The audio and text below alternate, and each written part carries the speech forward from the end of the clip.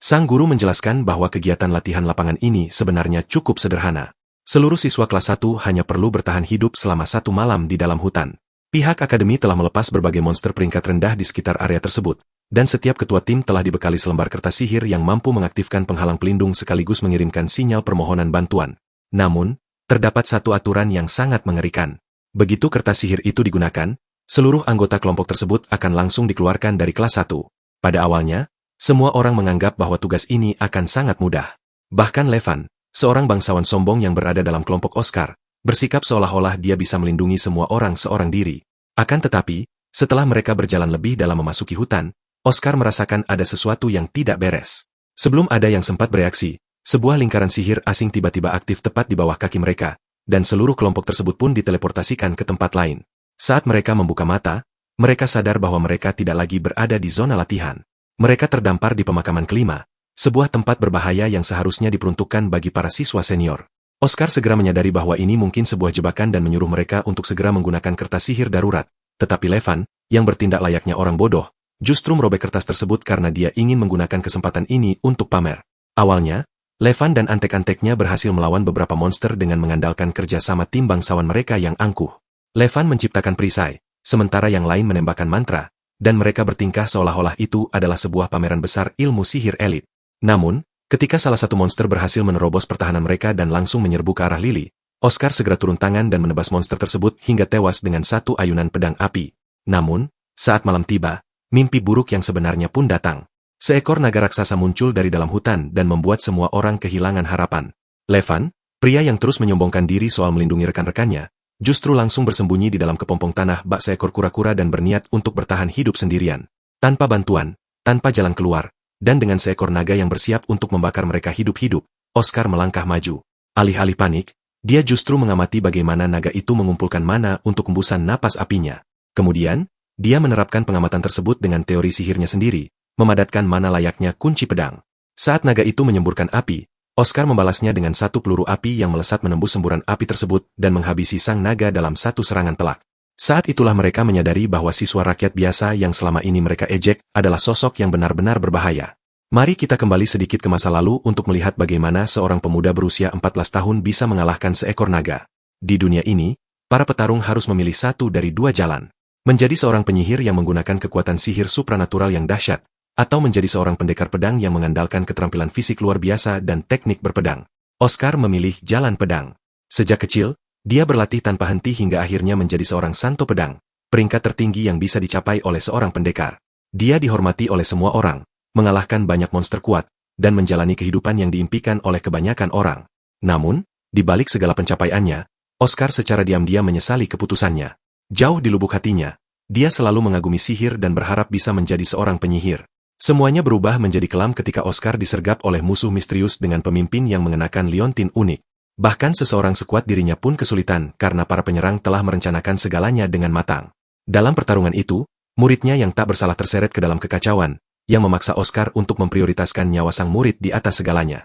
Saat dia mencapai akhir hayatnya, penyesalan terbesarnya menjadi sangat jelas. Dia menyadari bahwa meskipun dia telah menguasai pedang, dia tidak pernah benar-benar memahami sihir, dan hilangnya pengetahuan tersebut mungkin menjadi alasan dia kehilangan segalanya. Namun, takdir tiba-tiba memberinya kesempatan kedua karena alih-alih mati secara permanen, Oscar kembali ke masa dirinya masih muda dengan semua ingatan yang masih utuh. Oscar menatap sekeliling dengan panik, bertanya-tanya bagaimana dia masih hidup, dan tak lama kemudian dia menyadari bahwa dia sudah kembali ke desanya. Dia melihat dua surat undangan yang berasal dari dua akademi yang bisa dia pilih. Rupanya, ketika seseorang mencapai usia 15 tahun, mereka menerima amplop dari pemerintah yang berisi undangan ke Akademi Sihir dan Akademi Pedang. Setelah memutuskan kemana mereka akan pergi, para kandidat akan membawa surat tersebut ke akademi dan mendapatkan akses masuk. Melihat dirinya menerima surat-surat itu dan berada di dekat rumah, dia sadar bahwa dia telah kembali ke masa lalu. Saat itu dia berusia 14 tahun dan belum memilih jalan sebagai seorang pendekar pedang. Tiba-tiba, sebuah kehadiran yang menakutkan muncul di belakangnya, bertanya apa yang dia lakukan sendirian di sana. Oscar berbalik dengan terkejut dan menyadari bahwa itu adalah ayahnya, Brian. Hal ini mengonfirmasi fakta bahwa dia benar-benar telah kembali ke masa lalu.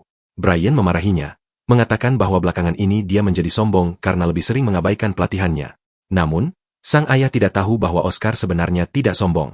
Pada saat itu, dia sedang mempertimbangkan apakah dia harus mengungkapkan keinginannya untuk mempelajari sihir kepada ayahnya. Rupanya, Brian adalah seorang master pedang yang memiliki beberapa murid di bawahnya, dan peringkat master pedang ini berada tepat di bawah Santo Pedang dan Kaisar Pedang, yang menunjukkan bahwa dia sangat mahir dalam ilmu pedang. Karena dia adalah seorang master pedang yang dihormati, diharapkan putranya akan mulai mempelajari jalan pedang, dan memang begitulah kenyataannya. Ayahnya selalu memuji Oscar saat dia menunjukkan peningkatan bakat dalam berpedang. Suatu hari, Oscar bergegas pulang untuk menceritakan kepada ayahnya bagaimana seseorang menunjukkan kepadanya kekuatan sihir, dan menurutnya itu sangat indah. Namun, saat itulah segalanya menjadi jelas bagi Oscar. Brian mencengkeramnya dan mengatakan bahwa sihir hanya ditujukan bagi mereka yang lemah, dan bahwa Oscar harus terus memegang pedang. Sejak hari itu, Oscar terus mengayunkan pedangnya untuk memastikan dia tidak ditelantarkan oleh ayahnya. Namun, dia tidak bisa melepaskan keinginannya terhadap sihir meskipun dia sangat ingin mempelajarinya. Pada akhirnya, dia mati di tangan seorang penyihir, dan karena itulah dia bertekad untuk menempuh jalan yang benar-benar dia inginkan. Brian kemudian mengulangi pertanyaannya, menanyakan mengapa dia mengabaikan latihannya. Oscar memberitahu ayahnya bahwa dia sudah menghabiskan seluruh hidupnya bersama pedang. Brian mendengar hal itu, dan amarahnya memuncak dari dalam, yang menyebabkan dia melepaskan aura pedang yang masif dengan pedang cahaya yang mengelilinginya. Tekanan yang luar biasa dari Brian membuat orang-orang di sekitarnya jatuh ke tanah. Namun, Oscar tetap tenang meski dalam situasi yang begitu intens. Orang lain yang berada di tanah bertanya-tanya bagaimana bisa Oscar tetap tenang meskipun aura milik Brian hampir menghancurkan mereka. Melihat betapa tenangnya sang putra, Brian akhirnya melangkah mundur dan mengakui bahwa ternyata Oscar tidak sedang bermain-main selama ini. Brian berjalan mendekati putranya dan menepuk bahunya, seraya mengatakan bahwa jika Oscar terus menunjukkan perkembangan seperti ini, dia akan dengan senang hati menyerahkan persekutuan kepadanya. Setelah mengatakan hal tersebut, Brian beranjak pergi. Tak lama kemudian, 3 orang pemuda yang mendampinginya segera menghampiri Oscar untuk menggodanya. Mereka mengatakan bahwa selama ini mereka sudah sangat menantikan momen kepulangan dari akademi hanya agar bisa berlatih tanding dengannya. Salah satu dari mereka bahkan sudah dengan sukarela menawarkan diri untuk memberikan pelajaran berpedang kepada Oscar. Oscar kemudian teringat bahwa trio tersebut adalah teman berlatih yang selalu diperintahkan oleh ayahnya untuk menjadi lawan tandingnya dulu. Ketika ketiganya masuk ke akademi pedang dan berhasil membangkitkan kunci pedang, mereka mulai melatih Oscar dengan cara yang kasar, seolah-olah sedang melampiaskan seluruh rasa frustrasi masa lalu mereka. Dan kini, mereka kembali melakukan hal yang sama. Salah satu pemuda itu melemparkan pedang kayu ke arah Oscar dan dengan antusias menyuruhnya untuk segera mengambil posisi kuda-kuda. Pada dasarnya, kehadiran atau ketiadaan kunci pedang menciptakan kesenjangan kekuatan yang sangat besar yang tidak bisa ditutupi hanya dengan keterampilan berpedang biasa, dan trio itu sangat memahami hal tersebut. Tepat saat itu, Oscar membuat mereka terkejut. Alih-alih mengambil pedang tersebut, Oscar justru berbalik arah. Dia berjalan menuju danau dan berterima kasih kepada pedang itu atas segalanya selama ini. Namun, tanpa ragu sedikit pun, dia melemparkan pedang tersebut ke tengah danau. Saat pedang itu tenggelam ke dasar danau, trio itu menertawakannya karena mengira Oscar sedang mencoba melarikan diri dari mereka. Pemuda yang sedari tadi menantang tanding itu terus maju menyerang sembari mencaci Oscar sebagai aib bagi pendekar pedang lainnya. Oscar berbalik dengan senyuman di wajahnya, memberitahu mereka bahwa dia tidak akan lagi memegang pedang karena telah memutuskan untuk menjadi seorang penyihir. Meskipun begitu, pemuda itu tidak peduli dan menegaskan bahwa dia tidak akan menahan diri hanya karena Oscar tidak bersenjata. Dia mengayunkan pedangnya dengan keras, namun Oscar mampu membaca setiap gerakannya dengan mudah. Oscar menyadari bahwa pemuda itu sedang menggunakan kunci pedang untuk meningkatkan fisik dan kecepatan gerakannya, tetapi itu saja tidaklah cukup. Oscar dengan mudah menghindari serangan pertama sembari memutuskan untuk memberi pemuda itu sebuah pelajaran.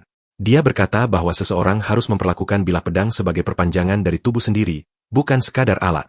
Hal ini justru membuat pemuda itu semakin marah. Dia berteriak kepada Oscar agar tidak menceramahinya dan mulai mengayunkan pedang secara membabi buta. Namun Oscar bahkan tidak perlu mengangkat tangan untuk menghindari semua serangan tersebut. Oscar segera menyadari bahwa dia secara tidak sadar sedang memperlakukan pemuda itu seperti sedang berlatih tanding dengan muridnya di kehidupan sebelumnya. Rasa frustrasi mulai menyelimuti pemuda itu hingga dia berteriak, bertanya-tanya mengapa dia tidak bisa mendaratkan satu pukulan pun. Oscar memutuskan untuk mengakhiri penderitaan rekannya itu. Hanya dengan satu dorongan ke arah kepala, dia membuat pemuda itu jatuh terduduk. Oscar menyelesaikan aksinya dengan memberikan pukulan ke kepala yang membuat pemuda itu roboh ke tanah, hingga tidak mampu berjalan sendiri, sehingga harus dibantu oleh teman-temannya. Setelah mereka pergi, Oscar menatap pedang milik pemuda tersebut yang tertancap di tanah. Dia teringat bagaimana ayahnya dulu memaksanya untuk membangkitkan kunci pedang di kehidupan sebelumnya. Oscar menyimpulkan bahwa dia harus menguasai sihir terlebih dahulu agar hal yang sama tidak terulang kembali. Oscar kemudian menuju ke kedalaman hutan, tempat di mana dia yakin tidak ada orang yang akan melihatnya. Dia menemukan sebuah batu untuk duduk dan teringat saat dia pernah bertanya kepada seorang penyihir bernama Lily di kehidupan sebelumnya tentang bagaimana cara menggunakan sihir.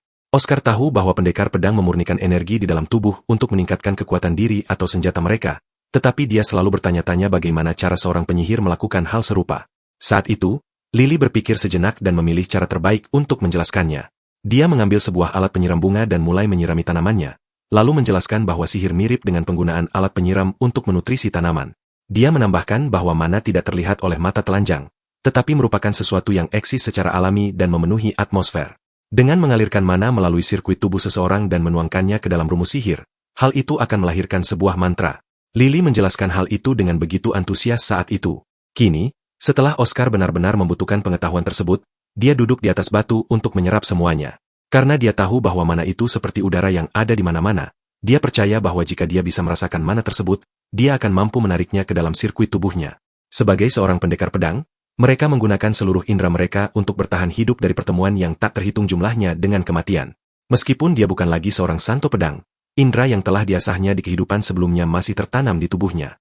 Oleh karena itu, Oscar yakin dia seharusnya bisa merasakan aliran mana yang tidak kasat mata tersebut.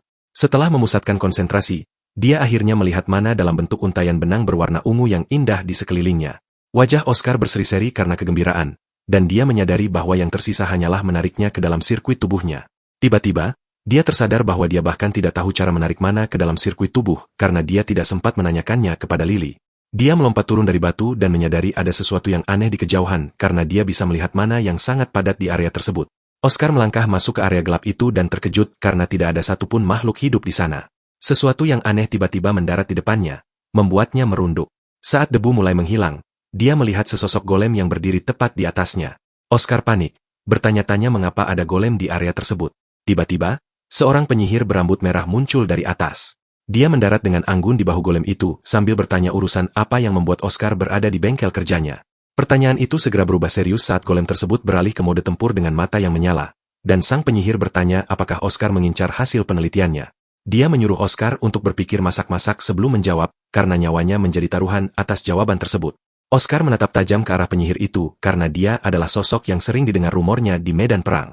Dia dianggap sebagai pahlawan yang medan perang utamanya adalah wilayah utara yang keras dan beku. Dia dikenal sebagai pasukan satu wanita dengan golem. Dia adalah pahlawan yang mengendalikan golem yang mampu menandingi 1000 tentara, yaitu penyihir penciptaan, Isabelle. Sebelum Oscar sempat bereaksi, dia diseret ke tempat persembunyian Isabelle, dan tangannya dirantai saat Isabelle mulai menginterogasinya. Oscar tidak pernah menyangka akan bertemu Isabelle dengan cara seperti ini, dan Isabelle terus menuntut jawaban mengenai faksi mana yang sebenarnya diikuti oleh Oscar. Oscar masih merasa kewalahan dengan semua situasi ini, dan sikapnya yang ragu-ragu membuat Isabelle merasa jengkel karena dia menginginkan jawaban yang pasti. Isabelle melepaskan sebuah lingkaran sihir tepat di bawah kaki Oscar, menuntutnya untuk segera mengaku atau dia akan menyesalinya. Oscar berteriak ketakutan, memohon kepada Isabelle untuk bersikap tenang karena dia sama sekali tidak melakukan perlawanan saat ditangkap tadi, yang membuktikan bahwa dirinya bukanlah musuh. Hal ini justru membuat Isabelle semakin murka. Dia meraih tongkat sihirnya untuk merapalkan bola api. Saat dia bersiap untuk melenyapkan Oscar, dia menyebut pemuda itu sebagai penyihir tanpa nama. Mendengar itu, Oscar kembali berteriak, menegaskan bahwa dirinya bahkan belum menjadi seorang penyihir. Isabelle terperangah mendengarnya dan langsung menganggap bahwa Oscar sedang berbohong. Dia mencengkeram kepala Oscar dan memeriksa sirkuit tubuhnya, hanya untuk menyadari bahwa pemuda itu berkata jujur karena tidak ada aliran mana sedikit pun di dalam sirkuitnya. Setelah ketegangan mereda, keduanya duduk untuk menikmati minuman, dan Isabelle memperingatkan Oscar agar tidak mengharapkan permintaan maaf darinya. Jadi lebih baik dia membuang pikiran itu jauh-jauh. Isabelle mengungkapkan bahwa dia baru saja memulai posisinya sebagai profesor di akademi dan kini sudah menjadi target dari orang-orang di sekitarnya. Oscar terkejut saat mengetahui bahwa Isabelle telah menjadi profesor di akademi sihir. Dengan bangga, Isabelle menjawab bahwa dia memutuskan untuk menjadi pengajar karena yakin hal itu akan sangat membantu penelitian golem miliknya. Oscar menyadari bahwa kesempatan emas baru saja jatuh ke pangkuannya. Jika dia bisa belajar di bawah bimbingan Isabelle selama wanita itu mengajar di akademi, mungkin dia akhirnya bisa menyalurkan mana ke dalam sirkuit tubuhnya. Oscar kemudian mengambil langkah berani dengan meminta Isabelle untuk mengajarinya cara memanifestasikan mana di dalam tubuh. Tanpa basa-basi, Isabelle langsung menolak, mengatakan bahwa dia tidak tertarik pada seseorang yang selemah dan tidak berbakat seperti Oscar. Isabelle menyuruhnya untuk menghabiskan minuman dan segera pergi dari sana. Namun, Oscar tahu dia tidak boleh membiarkan kesempatan ini berlalu begitu saja. Tepat saat itu, Isabelle meminta isi ulang minumannya dari golem pelayan, sementara Oscar sibuk memikirkan cara untuk meyakinkan wanita itu. Tiba-tiba, dia menyadari adanya kejanggalan pada bahu kanan golem tersebut dan berdiri untuk memberitahu Isabelle bahwa golem miliknya berperilaku aneh. Isabelle membentaknya dengan marah, bertanya apakah Oscar hanya sedang melontarkan sampah untuk menarik perhatiannya. Namun kalimatnya terputus saat golem itu justru menumpahkan teh ke atas kepalanya. Oscar panik dan bergegas memeriksa kondisi Isabelle karena teh itu jelas sangat panas. Dia bertanya apakah wanita itu baik-baik saja dan menjelaskan bahwa sirkuit di dekat bahu kanan golem sedang tersumbat. Isabelle akhirnya menenangkan diri untuk memeriksa apa yang dikatakan Oscar, dan dia menyadari bahwa pemuda itu benar. Dia bertanya bagaimana Oscar bisa tahu bahwa golem miliknya sedang tidak berfungsi dengan benar. Dia menjadi semakin penasaran dan mencengkeram lengan Oscar, menuntut penjelasan bagaimana dia bisa mengetahui kerusakan itu. Oscar menjawab bahwa dia bisa melihat aliran mana yang tidak alami. Saat itulah Isabelle tersadar bahwa sepertinya Oscar mampu melihat mana yang ada di atmosfer. Oscar teringat bahwa penyihir yang dulu pernah ditemuinya mengatakan mana itu tidak kasat mata, namun Oscar bersikeras bahwa dia memang bisa melihatnya. Isabelle mengungkapkan rasa takjubnya, mengatakan bahwa inilah alasan mengapa Oscar mampu menembus penghalang miliknya, karena penghalang tersebut bekerja dengan cara mengganggu mana yang tak kasat mata di udara untuk menghasilkan efek perlindungan. Oscar mulai bertanya-tanya apakah inilah yang dimaksud dengan bakat oleh penyihir jahat yang menghabisinya di masa lalu. Setelah berpikir sejenak, Isabelle tersenyum dan memberitahu Oscar bahwa dia akan mengajarinya cara menggunakan mana. Oscar terkejut mendengarnya karena beberapa saat sebelumnya wanita itu hampir mengusirnya. Isabelle menjelaskan bahwa yang dia maksud sebelumnya adalah dia tidak peduli dengan pria yang lemah dan tidak kompeten. Namun, saat ini, Oscar telah berhasil memancing rasa penasarannya. Keduanya berjabat tangan, dan tanpa membuang waktu, Isabelle membawa Oscar ke ruang kuliahnya di mana dia memerintahkan dua golem untuk memegang papan pengajar agar dia bisa menggambar catatan penjelasannya. Isabelle memberitahu Oscar bahwa selama seseorang masih hidup, mana akan terserap ke dalam tubuh secara alami. Oscar menjadi semakin penasaran bagaimana cara membuatnya mengalir melalui sirkuit tubuh. Isabelle kemudian memberikan contoh dengan mengatakan bahwa seseorang tentu tidak bisa menuangkan teh jika tidak memiliki cangkir. Mana hanya akan mengalir melalui sirkuit jika sebuah rumus sihir telah diperkenalkan. Isabelle mengeluarkan sebuah gulungan sihir yang telah diukir dengan mantra spesifik, yaitu gulungan yang sama dengan yang dia bagikan kepada siswa kelas 1 di akademi. Oscar menerima gulungan itu dengan penuh rasa ingin tahu, bertanya kepada Isabelle jenis sihir apakah ini. Isabelle memutuskan untuk tidak memberitahunya, membiarkan hal itu menjadi kejutan sampai setelah dia berhasil melakukannya. Isabelle menginstruksikan Oscar untuk merasakan kekuatan yang bersirkulasi di dalam dirinya dan memvisualisasikan menuangkannya ke dalam rumus sihir yang ada di tangannya. Dia bertanya apakah Oscar bisa melakukannya, dan dengan antusias Oscar menjawab bahwa dia akan mencobanya. Jauh di lubuk hatinya, Isabelle tahu bahwa tugas yang dia berikan biasanya membutuhkan waktu setidaknya sebulan, tetapi dia berharap Oscar bisa melakukannya dalam 2 minggu jika dia benar-benar berbakat. Oscar meletakkan gulungan itu di lantai dan mengikuti instruksi Isabelle untuk merasakan kekuatan di dalam dirinya. Dia mengumpamakan proses ini seperti saat dia memurnikan kunci pedang miliknya dulu, sehingga dia hanya perlu memusatkan kesadarannya ke dalam diri. Oscar memejamkan mata dan membiarkan mana mengalir melaluinya hingga masuk ke dalam rumus sihir. Tepat seperti yang dikatakan Isabelle, mana tersebut menyalakan rumus pada gulungan itu dan memunculkan cahaya yang terang. Pada dasarnya, mempelajari mana itu seperti belajar berjalan dengan kaki yang baru. Tidak ada seorang pun yang lahir dengan kemampuan langsung bisa berjalan. Seseorang harus jatuh berkali-kali, dan hanya setelah memahami bagaimana cara menggerakkan tubuh, barulah seseorang bisa berdiri di atas kakinya sendiri. Isabelle melihat Oscar lulus ujian tersebut dalam hitungan menit dan dia membeku karena terkejut. Dikatakan bahwa mereka yang berada di puncak dunia sihir mampu mempelajari mana lebih cepat daripada siapapun, tetapi dia tidak pernah menyangka Oscar bisa melakukannya pada percobaan pertama. Dia bertanya-tanya apakah itu karena kemampuan Oscar melihat mana di atmosfer, tetapi dia segera menepis pemikiran itu karena hal tersebut saja tidak cukup untuk menjelaskan apa yang baru saja terjadi. Namun, dia tidak bisa tidak menerima kenyataan bahwa sosok yang berdiri di depannya adalah pemilik bakat yang luar biasa. Isabelle bergegas menepuk punggung Oscar, memujinya karena mampu mengaktifkan rumus sihir pada percobaan pertama. Tiba-tiba, kegembiraan Oscar meredup dan dia memberitahu Isabelle bahwa apa yang baru saja dia lakukan belum cukup baik. Isabelle merasa bingung, dan Oscar menjelaskan bahwa apa yang dia lakukan tadi tidak terasa indah. Dia teringat sihir yang ditunjukkan kepadanya saat masih kecil dan membahas betapa indahnya sihir itu dibandingkan dengan apa yang baru saja dia lakukan. Dia menunjuk ke arah rumus sihir tersebut, mengatakan bahwa ada sesuatu yang salah, dan dia memberitahu Isabelle bahwa perasaan aliran sihirnya terasa sangat janggal, persis seperti kondisi bahu golem sebelumnya. Oscar menoleh ke arah Isabelle dan bertanya apa pendapat sang guru mengenai penemuannya. Namun, Isabelle justru merasa begitu kewalahan hingga dia tidak mampu memberikan jawaban yang pantas. Oscar kemudian menjelaskan bahwa dia telah menyadari sebuah kebenaran sederhana. Tujuannya bukan sekadar menjadi seorang penyihir, tetapi menjadi seorang penyihir yang mampu merapalkan sihir dengan sempurna dan indah. Matanya berbinar penuh semangat saat mengatakannya, dan Isabelle memberitahunya bahwa jika Oscar merasa ada sesuatu yang keliru dengan rumus tersebut, dia seharusnya menulis ulang rumus sihir itu sejak awal. Oscar bergegas menghampiri Isabelle dengan antusias, bertanya bagaimana caranya agar dia bisa mulai menggambar rumus sihir sendiri. Di sisi lain, Brian sedang berjalan melewati rumah ketika dia menyadari bahwa teman-teman berlatih Oscar semuanya terbaring lemah. Dia mendekati mereka dan bertanya apa yang sebenarnya terjadi. Trio itu tampak ketakutan dan berusaha mengalihkan pembicaraan, namun Brian tetap mendesak untuk mengetahui kejadian sebenarnya. Akhirnya, mereka mengakui bahwa Oscar mampu mengalahkan mereka semua dengan cukup mudah. Brian merasa sulit mempercayai hal itu, lalu dia pergi sambil memerintahkan mereka untuk segera mengobati cedera agar tidak mengganggu jadwal latihan esok hari. Tanpa mereka ketahui, Brian tersenyum bangga karena dia percaya bahwa sudah tiba saatnya untuk memberikan kunci pedang kepada putranya. Sementara itu, Oscar terus belajar di bawah bimbingan Isabelle dan merasa takjub dengan banyaknya pengetahuan yang dibutuhkan untuk menggunakan sihir dengan benar. Isabelle mengakui bahwa Oscar memang memiliki bakat alami, dan jika dia menginginkan lebih banyak buku, sang guru dengan senang hati akan meminjamkannya. Oscar merasa sangat bersemangat dan memastikan kembali apakah gurunya sungguh-sungguh, yang dijawab dengan anggukan mantap oleh Isabelle. Wanita itu menyombongkan diri bahwa semua pengetahuannya tersimpan di dalam buku-buku tersebut, jadi Oscar bebas mengambil sebanyak yang dia mau. Tak lama kemudian, Isabelle menyesali ucapannya karena Oscar tidak membuang waktu untuk mengemasi hampir semua buku yang bisa dia raih. Isabelle mencoba memprotes, namun Oscar mengingatkannya bahwa gurunya sendirilah yang membebaskannya untuk mengambil berapapun yang dia inginkan. Sesaat kemudian, Isabelle memberitahu Oscar bahwa ada satu hal penting yang harus dia ketahui, yakni sebuah peringatan keras. Dia memperingatkan bahwa sekarang karena Oscar telah menampung mana di dalam sirkuit tubuhnya dan resmi menjadi seorang penyihir, dia harus sangat berhati-hati dalam menangani kunci pedang, atau nyawanya akan terancam. Di kehidupan sebelumnya, Oscar pernah mengunjungi desanya saat Brian terbaring sakit di tempat tidur dan berada di ambang kematian. Saat itu, sang ayah memanggilnya mendekat dan berbisik di telinganya bahwa dia akhirnya bisa memastikan bahwa putranya memang memiliki bakat sihir. Pada titik itu, Brian meyakini bahwa dulu adalah sebuah kesalahan besar saat dia memaksa putranya untuk melepaskan sihir. Namun, kali ini, Oscar sudah siap untuk menemui ayahnya guna meminta izin dengan berani agar ayahnya menandatangani surat lamaran untuk Akademi Sihir. Malam harinya, Oscar menemui ayahnya dengan memegang surat tersebut di tangan. Brian bertanya apa keinginan putranya, dan Oscar menjawab bahwa dia ingin ayahnya menandatangani formulir pendaftarannya.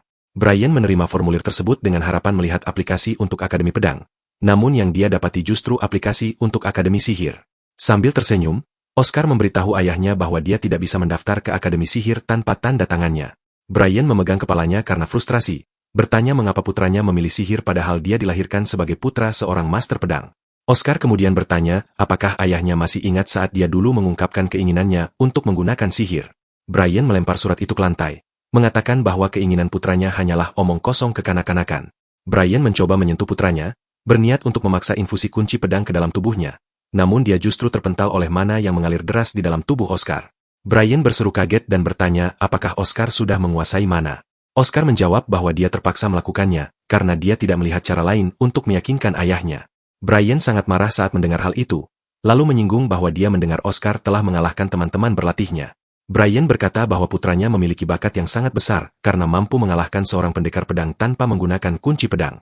Oscar meyakinkan ayahnya bahwa dia menyadari hal itu, namun Brian menyanggahnya dengan mengatakan bahwa Oscar jelas tidak memahaminya. Brian berteriak frustrasi, menyatakan bahwa kesuksesan Oscar sudah terjamin selama dia menjadi seorang pendekar pedang. Oscar setuju bahwa ayahnya benar, tetapi dia menambahkan bahwa kesuksesan tidak selalu membawa kebahagiaan. Brian yang kehilangan kesabaran menyadari bahwa jika dia bertindak cepat, dia mungkin masih bisa memperbaiki kesalahan tersebut. Dia menegaskan bahwa dia tidak akan tinggal diam dan membiarkan putranya mengikuti jalan yang salah, jadi dia memutuskan untuk memukul akal sehat ke dalam diri Oscar. Brian menghunus pedangnya dan memberitahu Oscar bahwa dia mungkin tidak mengerti apa yang sedang coba dilakukan ayahnya sekarang, tapi dia yakin suatu hari nanti putranya akan berterima kasih padanya. Oscar bergumam lirih karena dia tahu bahwa hari itu tidak pernah tiba, dan keputusannya untuk mempelajari ilmu pedang justru berujung pada kematiannya di masa lalu. Brian memerintahkan Oscar untuk mengambil pedangnya, namun Oscar justru menarik napas dalam-dalam sebelum membuang aplikasi Akademi Pedang ke dalam perapian sembari mengingatkan ayahnya bahwa dia adalah seorang penyihir. Dia menantang ayahnya secara langsung, mengatakan bahwa dia penasaran apakah ayahnya bisa mengalahkan keinginannya untuk menjadi seorang penyihir. Brian memutuskan untuk menunjukkan kemampuan aslinya karena dia yakin putranya bersikap sombong hanya karena mampu menahan serangan kunci pedang miliknya. Brian melesat ke arah Oscar dan melancarkan tebasan kuat, namun Oscar berhasil menghindar, yang membuat Brian terkejut. Pada dasarnya, Oscar mampu membaca serangan ayahnya dengan sangat jelas karena dia sangat mengenal cara ayahnya memegang pedang. Brian terus mengayunkan pedangnya, tetapi Oscar menghindari segalanya karena dia telah memodelkan gaya bertarungnya berdasarkan ayahnya di kehidupan sebelumnya, sehingga sangat mudah baginya untuk membaca pola serangan tersebut.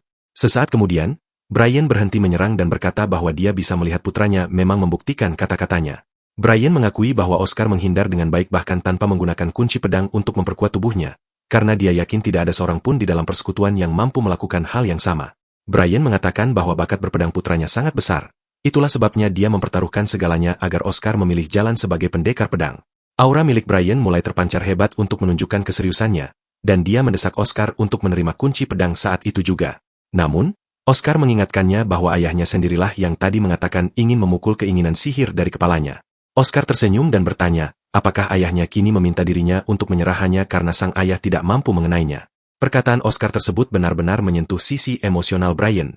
Oscar melanjutkan dengan mengatakan kepada ayahnya bahwa sebagaimana bakat adalah segalanya bagi Brian, dirinya pun memiliki hal-hal yang tidak bisa dia lepaskan begitu saja.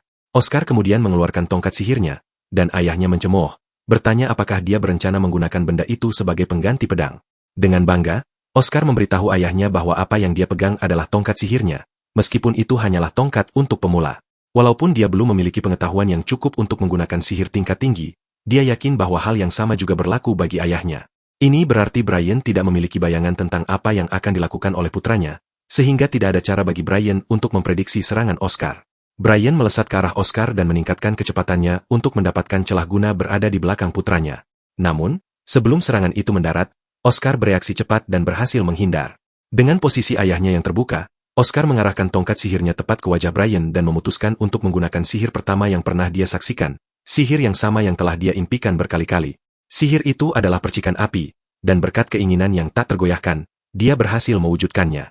Dia melepaskan percikan cahaya terang tepat di depan wajah ayahnya yang hampir membutakan penglihatannya sesaat. Selagi mata ayahnya terpejam, Oscar mengambil kesempatan untuk bergerak ke arah belakangnya. Brian bereaksi secara naluriah karena mengira serangan sihir itu hanyalah pengalih perhatian. Namun, Oscar membalasnya dengan tetap berada di balik punggung ayahnya dan berhasil menjatuhkan pedang Brian, yang pada akhirnya melucuti senjata sang master pedang. Brian mengungkapkan rasa frustrasinya dan bertanya, apakah tujuan Oscar sejak awal memang untuk merebut pedangnya. Oscar mengingatkan ayahnya bahwa menyembunyikan tujuan utama di balik berbagai taktik adalah pelajaran yang diajarkan oleh ayahnya sendiri. Brian mengatakan bahwa dia bisa menjamin bakat putranya dalam ilmu pedang, tetapi dia mempertanyakan siapa yang bisa menjamin bakat putranya dalam sihir.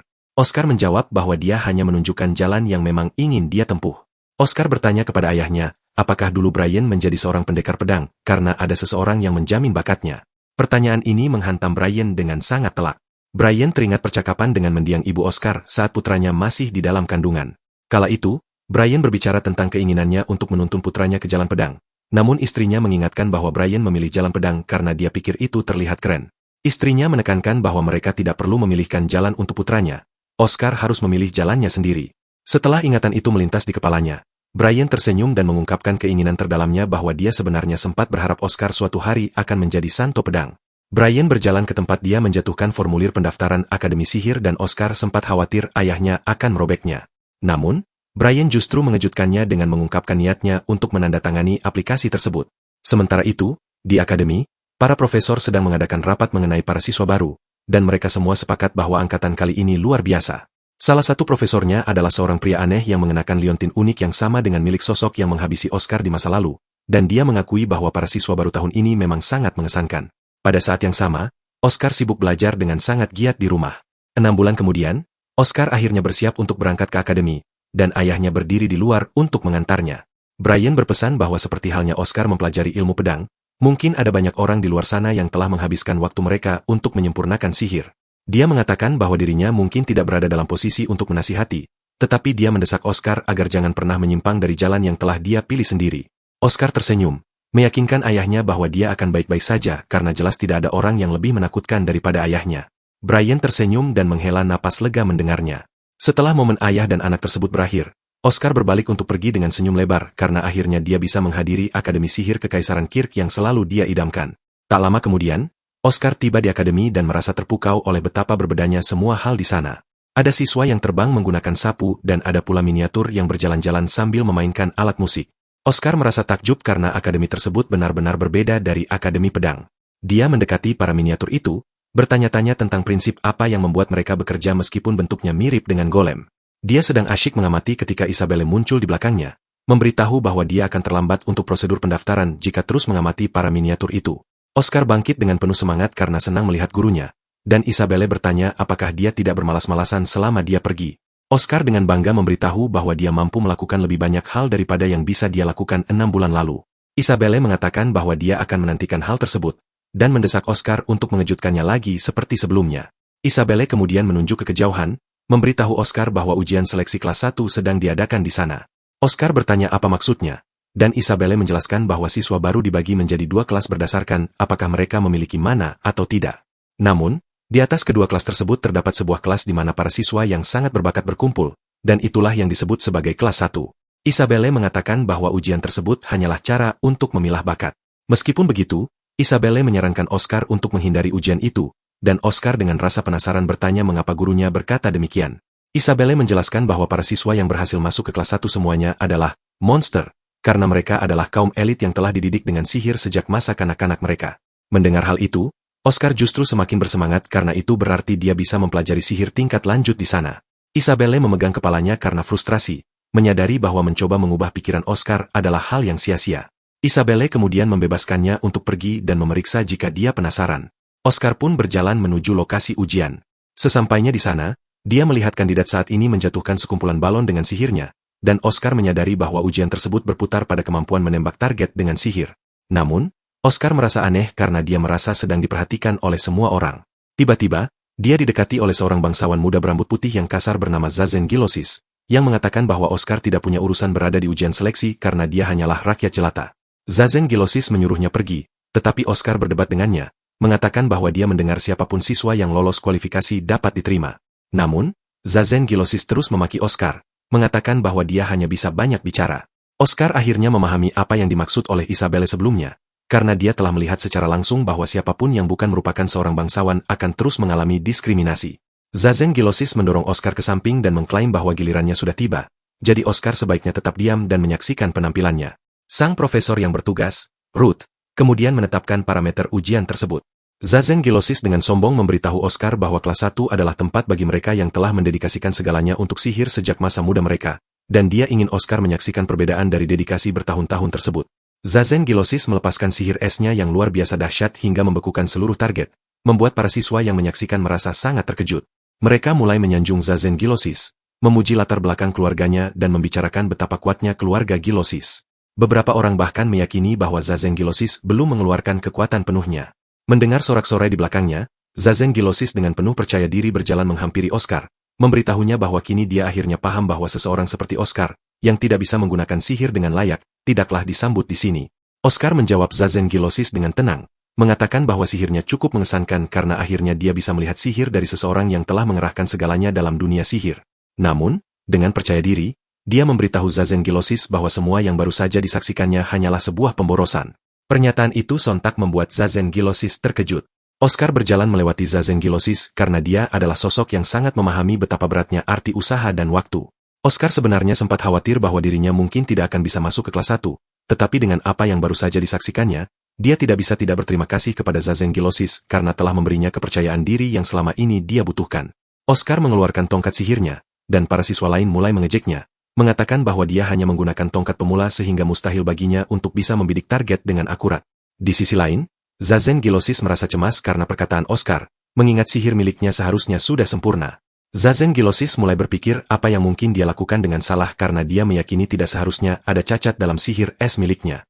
Namun, Zazen Gilosis segera menepis pikiran tersebut karena dia yakin posisinya jauh lebih tinggi daripada Oscar, sehingga tidak perlu memusingkan apapun yang dipikirkan oleh pemuda itu.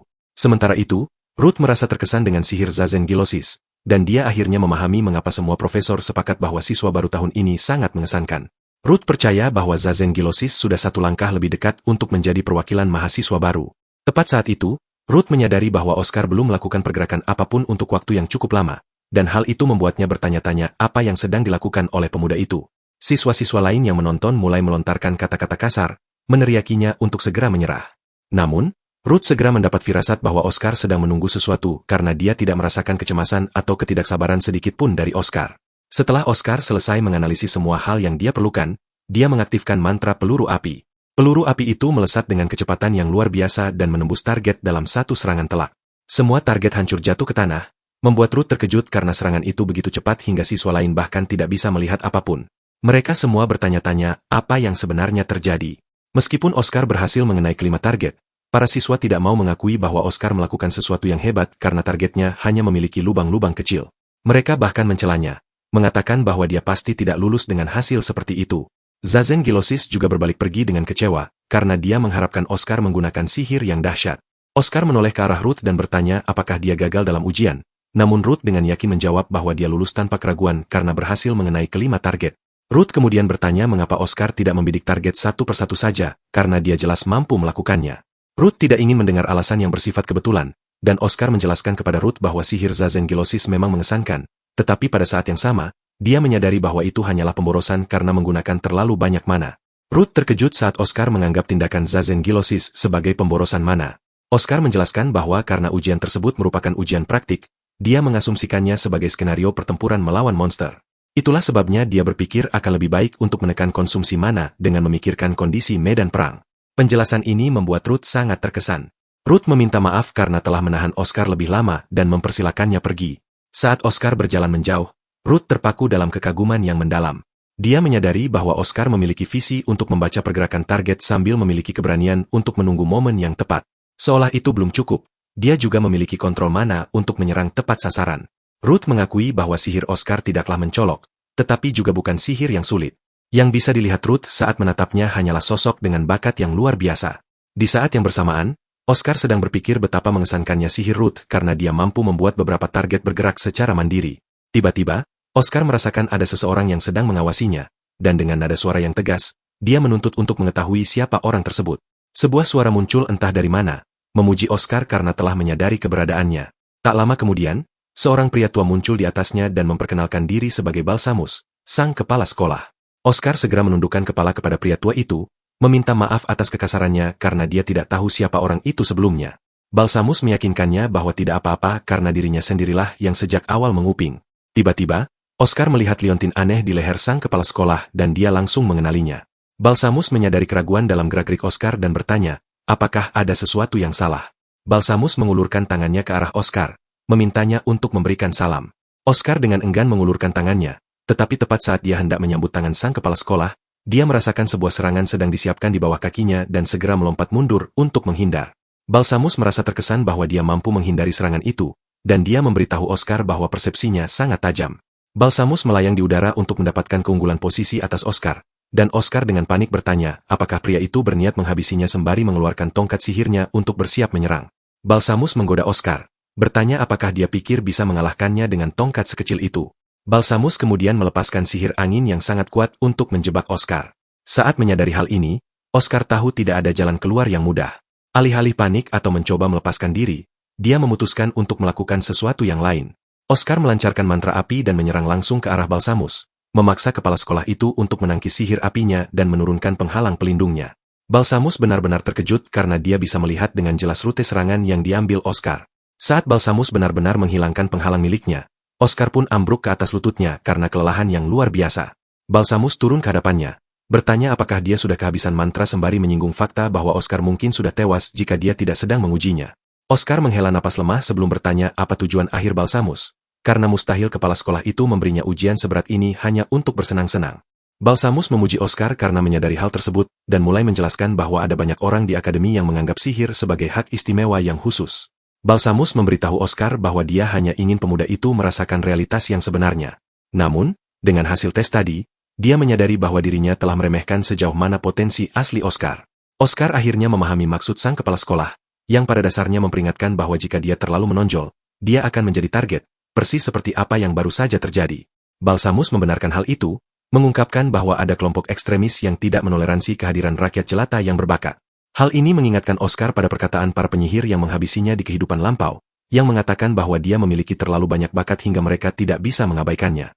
Oscar kemudian meminta sang kepala sekolah untuk memberitahunya siapa mereka, namun Balsamus menarik napas dalam-dalam sebelum memperingatkan Oscar bahwa mengetahui identitas mereka hanya akan menempatkan dirinya dalam bahaya.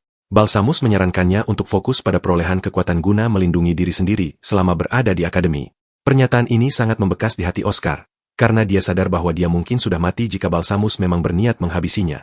Oscar kemudian memutuskan untuk bertanya mengenai liontin yang ada di leher kepala sekolah, dan Balsamus mengungkapkan bahwa benda itu adalah bukti seorang santo sihir. Pengungkapan ini mengejutkan Oscar karena Santo Sihir adalah gelar yang menunjukkan peringkat tertinggi yang bisa dicapai seorang penyihir, setara dengan Santo Pedang. Sebelum pergi, Balsamus memberikan sebuah lencana ke tangan Oscar, berpesan agar dia tidak menghilangkannya karena benda itu akan sangat berguna baginya dalam waktu dekat. Saat Oscar pergi, dia akhirnya menyadari betapa kuatnya sang kepala sekolah karena tidak ada satupun gangguan dalam aliran mana miliknya. Di saat yang sama, dia sadar bahwa dia tidak bisa hanya berdiri diam dan merasa terkesan. Dia sempat mengira belajar sihir di kehidupan ini sudah cukup, tetapi setelah menyadari bahwa seorang Santo Sihir termasuk di antara mereka yang menghabisinya, dia menyimpulkan ada kemungkinan mereka akan mengincarnya lagi di kehidupan ini. Oleh karena itu, Oscar mengambil keputusan bulat bahwa dia harus melampaui sosok dirinya yang dulu sebagai Santo Pedang. Di ruang kelas untuk kelas 1, Zazen Gilosis mendengar beberapa siswa membicarakan Oscar dan fakta bahwa dia adalah rakyat jelata pertama yang berhasil bergabung di kelas tersebut. Zazen Gilosis menyela pembicaraan mereka, mengatakan bahwa Oscar hanyalah rakyat jelata yang akan segera ditendang keluar. Belum selesai dia berbicara, Oscar melangkah masuk ke dalam kelas, membuat Zazen Gilosis dan mereka yang tidak menyangka Oscar akan lolos merasa terkejut. Setelah pertemuan dengan kepala sekolah, Oscar memang langsung menuju ke asramanya untuk berlatih meningkatkan jumlah mana yang bisa diserap oleh sirkuit tubuhnya. Seiring berjalannya waktu, dia menyadari bahwa durasi ketahanan sihirnya terus bertambah. Oscar sangat mendambakan kesempatan untuk mendapatkan pengalaman tempur. Saat melangkah ke dalam kelas dengan semua mata tertuju padanya, Oscar menyadari bahwa ini adalah pertama kalinya dia memiliki keinginan kuat untuk benar-benar menjadi lebih kuat. Oscar dan Zazen Gilosis saling beradu pandang, dan Oscar bisa melihat rasa jijik di wajah pemuda itu. Oscar tidak terkejut bertemu dengan Zazen Gilosis, karena dia sudah menduga akan menemuinya di kelas. Tepat saat itu, dia melihat sosok yang dikenalnya sedang duduk di kursi belakang, tidak lain adalah Lily. Oscar berjalan ke tempat Lily berada dan membantunya memungut pembatas buku yang jatuh ke lantai. Dengan senyum cerah seperti biasanya, Lily menerima pembatas buku itu dan berterima kasih kepada Oscar atas bantuannya. Oscar melihat bunga pada pembatas buku itu dan secara halus menyinggung kesukaan Lily pada bunga. Lily bertanya apa yang dikatakan Oscar, namun Oscar dengan cepat mengalihkan pembicaraan, mengatakan bahwa dia hanya sedang memikirkan betapa indahnya bunga tersebut. Dia memperkenalkan diri kepada Lily dan bertanya apakah dia boleh duduk di sebelahnya, yang diterima Lily dengan senang hati sembari memperkenalkan dirinya sebagai Lily. Tiba-tiba, sebuah suara asing bergema di seluruh ruangan, menyapa para siswa yang telah berkumpul sepenuhnya. Semua siswa berdiri dengan penuh rasa ingin tahu. Tiba-tiba, sebuah proyeksi gambar seseorang muncul di depan kelas, dan ternyata itu adalah Ruth, profesor yang mengawasi ujian seleksi. Ruth memberitahu para siswa bahwa dia akan bertanggung jawab atas kelompok kelas 1. Oscar merasa sangat terkejut karena dia tidak menyangka Ruth lah yang akan menangani kelas tersebut. Ruth kemudian menyebutkan hal yang ingin didengar oleh Oscar, yakni bahwa mulai minggu depan, mereka akan berpartisipasi dalam pelajaran tempur melawan monster. Dia menyebutkan bahwa mereka akan melakukan latihan lapangan. Mendengar ini, Oscar memancarkan senyum lebar karena dia akan segera mendapatkan pengalaman tempur yang sangat dia butuhkan. Ruth memberitahu para siswa bahwa untuk memastikan kekuatan tempur setiap kelompok seimbang, mereka akan membentuk tim yang terdiri dari 5 orang. Para siswa mulai berspekulasi mengenai apa yang dimaksud dengan kekuatan tempur, dan Ruth menjelaskan bahwa mereka akan mengukurnya berdasarkan performa sirkuit mereka. Sederhananya, total kapasitas mana yang dimiliki tubuh mereka akan diukur. Salah satu siswa bertanya bagaimana cara mengukurnya, dan Ruth tersenyum mengatakan bahwa pengukuran itu telah selesai dilakukan. Tiba-tiba, para siswa melihat bola cahaya melayang di atas kepala mereka, dan Ruth menjelaskan bahwa intensitas cahaya tersebut menunjukkan total kapasitas mana mereka. Sebagian besar siswa memiliki cahaya yang terang di atas kepala mereka, dan melalui ini Ruth melihat ada beberapa siswa tingkat tinggi di kelas itu. Dia memutuskan untuk memeriksa Oscar, tetapi bola mana miliknya tampak cukup redup dibandingkan yang lain. Siswa-siswa lain tidak membuang waktu untuk mengolok-oloknya, menyebutnya sampah karena statusnya sebagai rakyat jelata. Dengan kondisi ini, para siswa meyakini tidak akan ada orang yang mau membentuk tim dengannya. Namun, Oscar sama sekali tidak memedulikan hal tersebut. Tepat saat itu, Lily menepuk bahunya, bertanya apakah dia ingin bergabung dengan kelompok mereka, dan Oscar bertanya kepada Lily apakah dia benar-benar yakin dengan tawarannya tersebut. Lily menjawab setuju karena dia meyakini bahwa siapapun yang mencintai bunga adalah orang yang baik hati. Namun, dia memberitahu Oscar bahwa dia harus meminta izin terlebih dahulu kepada ketua kelompok mereka, Levan Aldrich. Ternyata, Levan adalah seorang bangsawan berambut merah, dan setelah menilai Oscar, dia setuju untuk memasukkan Oscar ke dalam kelompok mereka dengan klaim bahwa sudah menjadi kewajiban seorang bangsawan untuk melindungi mereka yang lemah. Levan kemudian memberitahu Oscar bahwa dia akan diikutkan hanya untuk bertugas sebagai pembawa barang bawaan. Beberapa saat kemudian, Lily menyadari bagaimana para siswa lain menatap Oscar seolah-olah dia adalah pembawa penyakit, dan dia mendesak Oscar untuk tidak memedulikan tatapan mereka. Dia menyebutkan bahwa bangsawan seperti dirinya telah mempelajari sihir sejak usia muda, jadi sudah sewajarnya ada sedikit perbedaan kemampuan. Oscar meyakinkannya bahwa dia baik-baik saja, karena dia merasa senang bisa bergabung dalam kelompok Lily. Saat Lily bertanya sudah berapa lama Oscar mempelajari sihir, Lily hampir kehilangan akal sehatnya ketika Oscar menjawab bahwa dia baru mulai belajar sekitar setengah tahun yang lalu. Lily berdiri mematung sambil terengah-engah karena terkejut. Sementara Oscar hanya bertanya-tanya apa yang salah dengan wanita itu. Setelah kelas usai, Zazen Gilosis mendekati Ruth untuk berbicara dengannya. Ruth bertanya apa masalahnya, dan Zazen Gilosis mempertanyakan mengapa ada rakyat jelata di kelas mereka. Dia menyebutkan bahwa Oscar bahkan tidak bisa menggunakan mantra yang layak dan kapasitas mananya sangat buruk, yang pada dasarnya berarti seorang amatir seperti Oscar tidak akan mampu mengimbangi pelajaran di kelas 1. Ruth tersenyum saat mendengar hal itu dan memberikan pernyataan yang mengejutkan kepada Zazen Gilosis. Dia memberitahu bahwa Oscar baru mulai mempelajari sihir sekitar setengah tahun yang lalu. Begitu Zazen Gilosis mendengar ini, matanya terbelalak karena terkejut. Dengan nada membanggakan, Ruth mengatakan kepada Zazen Gilosis bahwa Oscar memiliki potensi besar, dan dalam beberapa bulan ke depan, mungkin justru Oscar lah yang akan melontarkan komentar yang saat ini diucapkan oleh Zazen Gilosis. Ruth beranjak pergi, memberitahu Zazen Gilosis bahwa tujuan dari menyeleksi para amatir adalah alasan mengapa latihan lapangan menjadi sangat penting, jadi dia tidak perlu khawatir. Di sisi lain, Lily sedang sibuk menjelaskan peringkat sihir kepada Oscar. Peringkat tersebut dimulai dari pemagang sihir, pengikut sihir, tingkat sihir, penguasa sihir, hingga santo sihir. Lily memberitahunya bahwa sebagian besar bangsawan sudah memiliki mana pada tingkat pengikut sihir atau lebih tinggi berkat pelatihan sejak usia dini. Oscar tahu bahwa tingkat pengikut sihir adalah peringkat yang biasanya dipanggil untuk penaklukan monster yang sebenarnya. Jika hanya dinilai dari kapasitas mana, dia percaya bahwa sangat mengesankan bagi para siswa seusia mereka untuk mencapai tingkat tersebut. Namun, Lily menyanggahnya, mengatakan bahwa justru Oscar lah yang mengesankan, karena mencapai tingkat pemagang sihir hanya dalam 6 bulan adalah sesuatu yang belum pernah terdengar sebelumnya. Hal ini membuat Oscar bertanya-tanya, apakah ini juga bagian dari bakatnya. Dia masih enggan mengakui bahwa dirinya memang sangat hebat, dan memberikan seluruh pujian kepada gurunya. Oscar kemudian bertanya kepada Lily tentang hubungannya dengan Levan. Lily mengungkapkan bahwa keluarga Levan adalah keluarga bangsawan tinggi yang bergengsi dengan sejarah panjang. Dia mengungkapkan bahwa keluarga-keluarga di sekitar mereka mengikuti keluarga Levan demi mencari perlindungan. Oscar menyimpulkan bahwa keluarga Lily adalah salah satunya. Lily memberitahu Oscar bahwa Levan mungkin terlihat sombong, tetapi dia berjanji bahwa Levan akan melindungi mereka saat waktunya tiba. Jauh di lubuk hatinya, Oscar bahkan tidak menginginkan siapapun melindunginya karena dia menginginkan pengalaman tempur secara langsung. Minggu pelaksanaan latihan lapangan akhirnya tiba, dan para siswa berkumpul di titik pertemuan. Ruth muncul bersama profesor lain yang mengenakan penutup mata, Aion, untuk menjelaskan segala sesuatu mengenai latihan tersebut. Ruth memberitahu mereka bahwa monster peringkat rendah telah dilepaskan ke dalam hutan, dan tugas mereka untuk latihan ini adalah bertahan hidup selama 1 malam. Dia memberitahu mereka bahwa kertas sihir telah dibagikan kepada setiap ketua tim, yang di dalamnya telah dibubuhi penghalang pertahanan dan mantra suar sinyal. Dia memerintahkan mereka untuk menggunakan kertas itu jika merasa dalam bahaya. Mendengar ini, para siswa tersenyum karena menganggap tugas ini sangat mudah.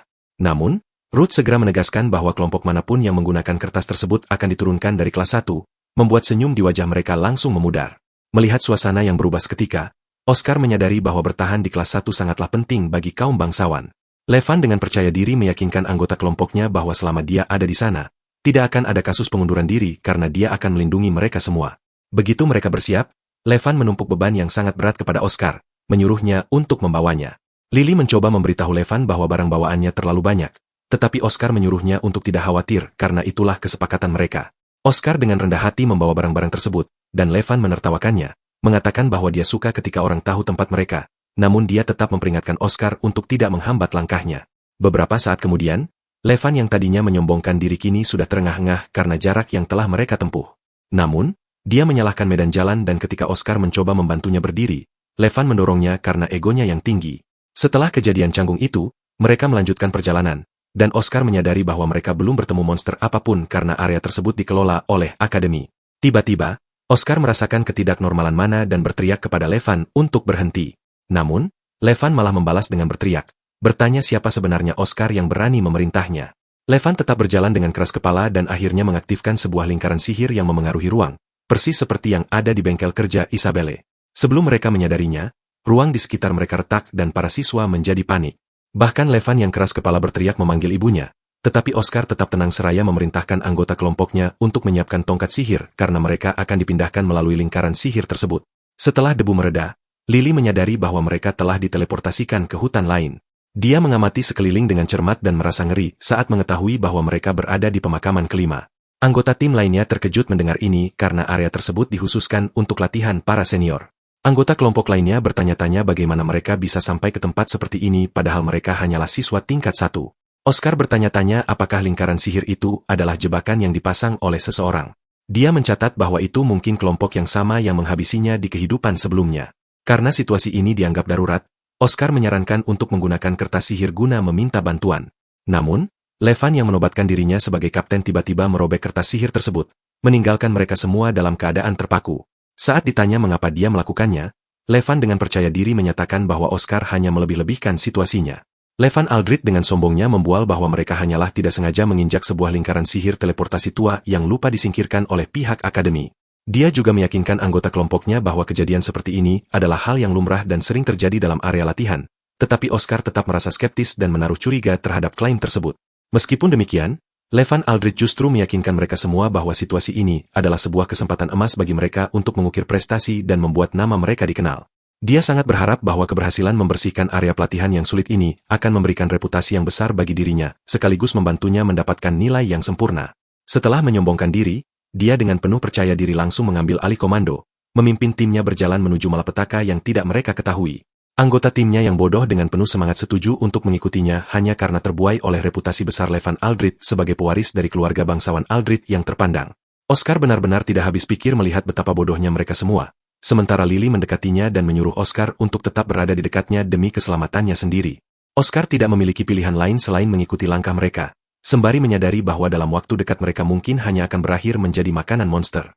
Beberapa saat kemudian, Oscar merasakan firasat bahaya yang sangat kuat tepat ketika sesosok kawanan monster buas mulai bermunculan dari balik bayang-bayang kegelapan pemakaman kelima. Namun, alih-alih merasa ketakutan, Levan Aldrich justru merasa sangat bersemangat saat melihat kedatangan makhluk-makhluk tersebut. Oscar sendiri merasa sedikit tidak nyaman dengan situasi ini, tetapi dia tetap bersiap untuk menghadapi mereka. Hal ini dikarenakan dia memang sudah sangat menantikan momen untuk mendapatkan pengalaman tempur yang nyata di kehidupan ini. Selain itu, ada sebuah mantra sihir yang memang berencana dia uji coba secara langsung, sehingga kemunculan para monster ini menjadi sebuah kesempatan yang sangat bagus baginya. Malangnya, sebelum Oscar sempat melakukan pergerakan apapun, Levan Aldrich langsung memotong jalannya dan menyuruhnya untuk mundur ke belakang.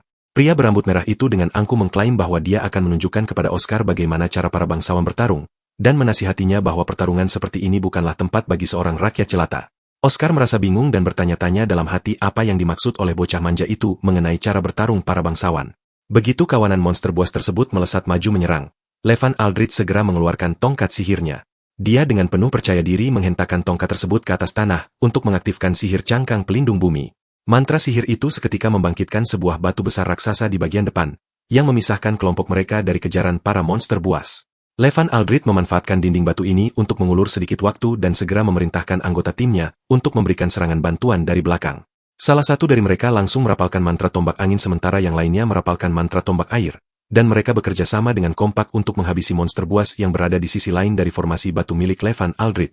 Di saat yang sama, Oscar hanya berdiri menyaksikan dengan tenang bagaimana mereka bekerja sama. Dia mencatat dalam benaknya bahwa Levan Aldrich bertugas mengambil alih bagian pertahanan sementara anggota yang lain menangani sihir ofensif atau serangan.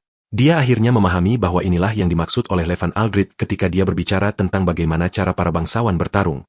Namun, Oscar menilai bahwa sebenarnya ini adalah cara bertarung yang umum digunakan oleh semua penyihir, bukan hanya kaum bangsawan saja.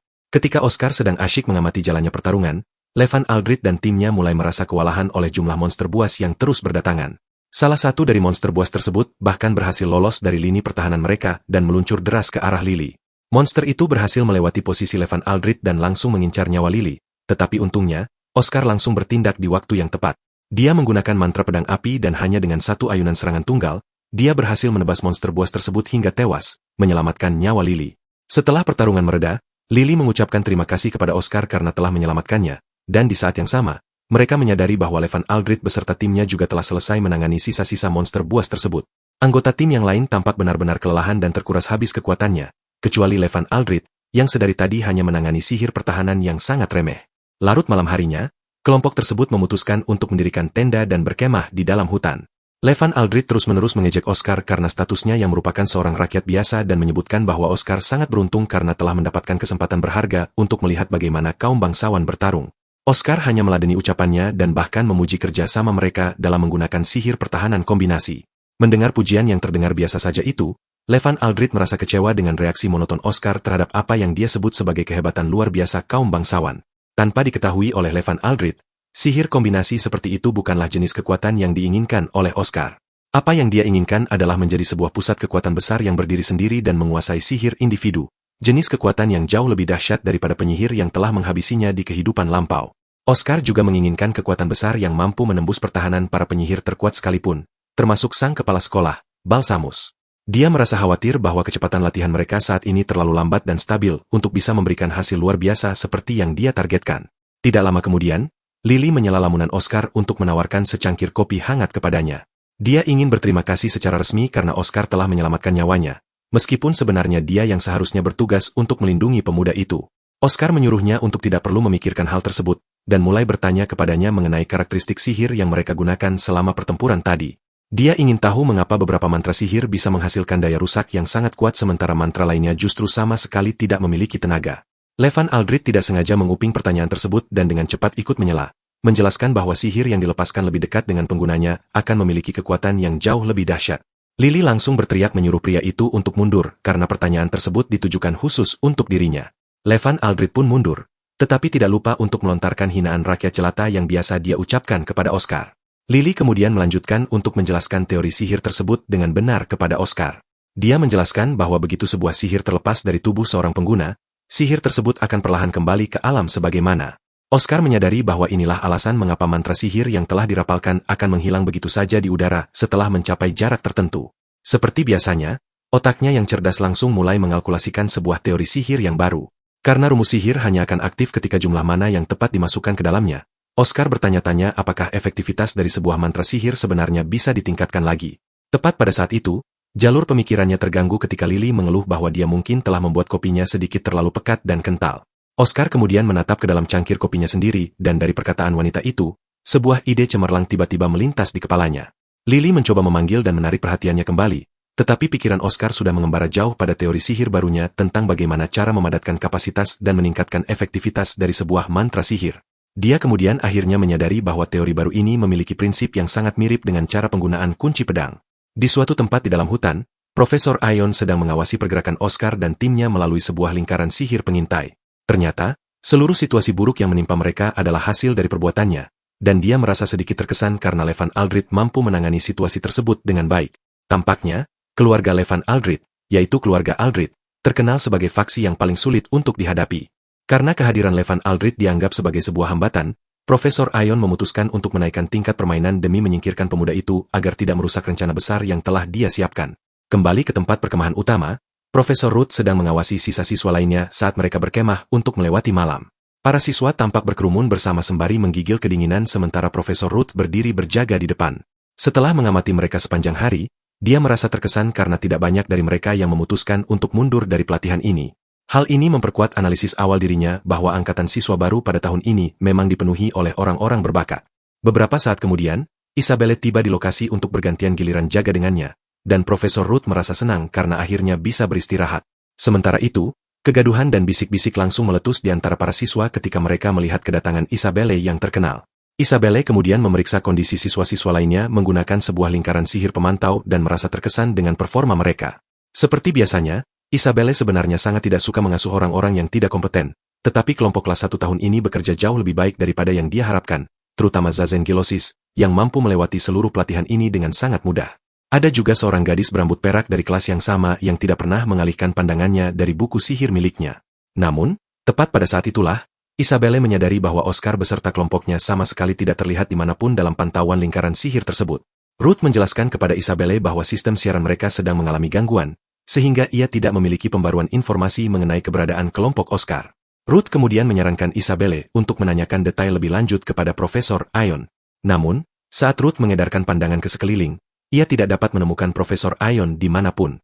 Sementara itu, jauh di dalam pemakaman kelima, Levan Aldrich dan kelompoknya memutuskan untuk beristirahat di malam hari sementara salah satu dari mereka berjaga. Namun, Oscar masih terjebak dalam lamunan mendalam mengenai teori-teori sihir miliknya. Ia mencoba memikirkan cara untuk menggunakan mana dengan prinsip yang sama seperti saat seorang pendekar pedang memperkuat tubuh mereka menggunakan kunci pedang. Pada dasarnya, para pendekar pedang akan menyirkulasikan, memadatkan, dan meningkatkan kunci pedang di dalam tubuh mereka untuk mencapai batas kekuatan maksimal.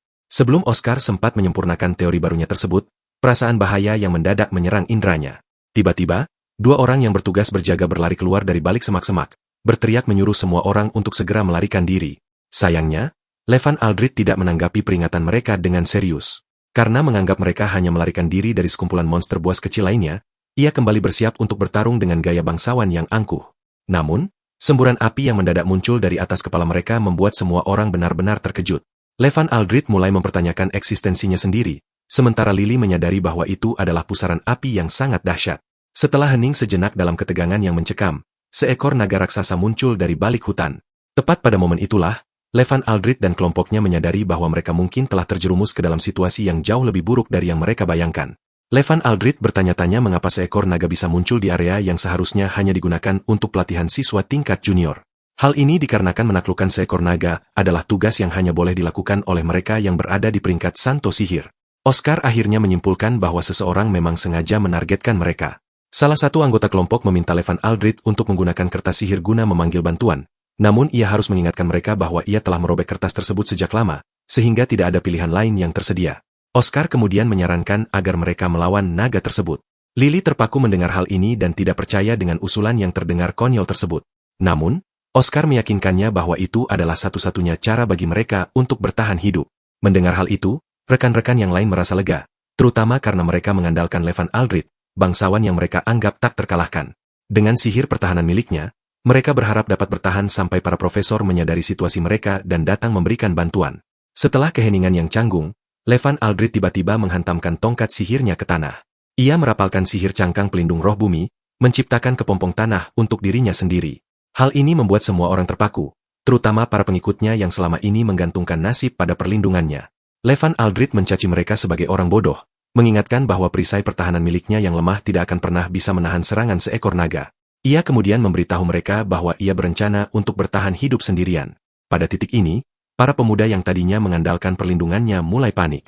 Namun, Lily memutuskan untuk mempercayai Oscar dan dengan penuh percaya diri memberitahu anggota lainnya bahwa mereka harus bertarung seperti yang diusulkan oleh Oscar. Ia kemudian mengambil inisiatif dan menyerang naga tersebut dengan paku tanah yang tajam. Awalnya, para pemuda itu merasa gembira karena mengira serangan Lily berhasil melumpuhkan sang naga. Namun sang naga keluar dari serangan tersebut tanpa luka sedikitpun. Ini membuat mereka menyadari bahwa mereka setidaknya membutuhkan sihir tingkat lanjut untuk memberikan kerusakan apapun pada makhluk tersebut. Menolak untuk menyerah, Lily memutuskan untuk menjadi umpan dan menyuruh Oscar mencari cara untuk memanggil bantuan. Namun, Oscar mengabaikan instruksinya karena ia sedang merenungkan langkah selanjutnya.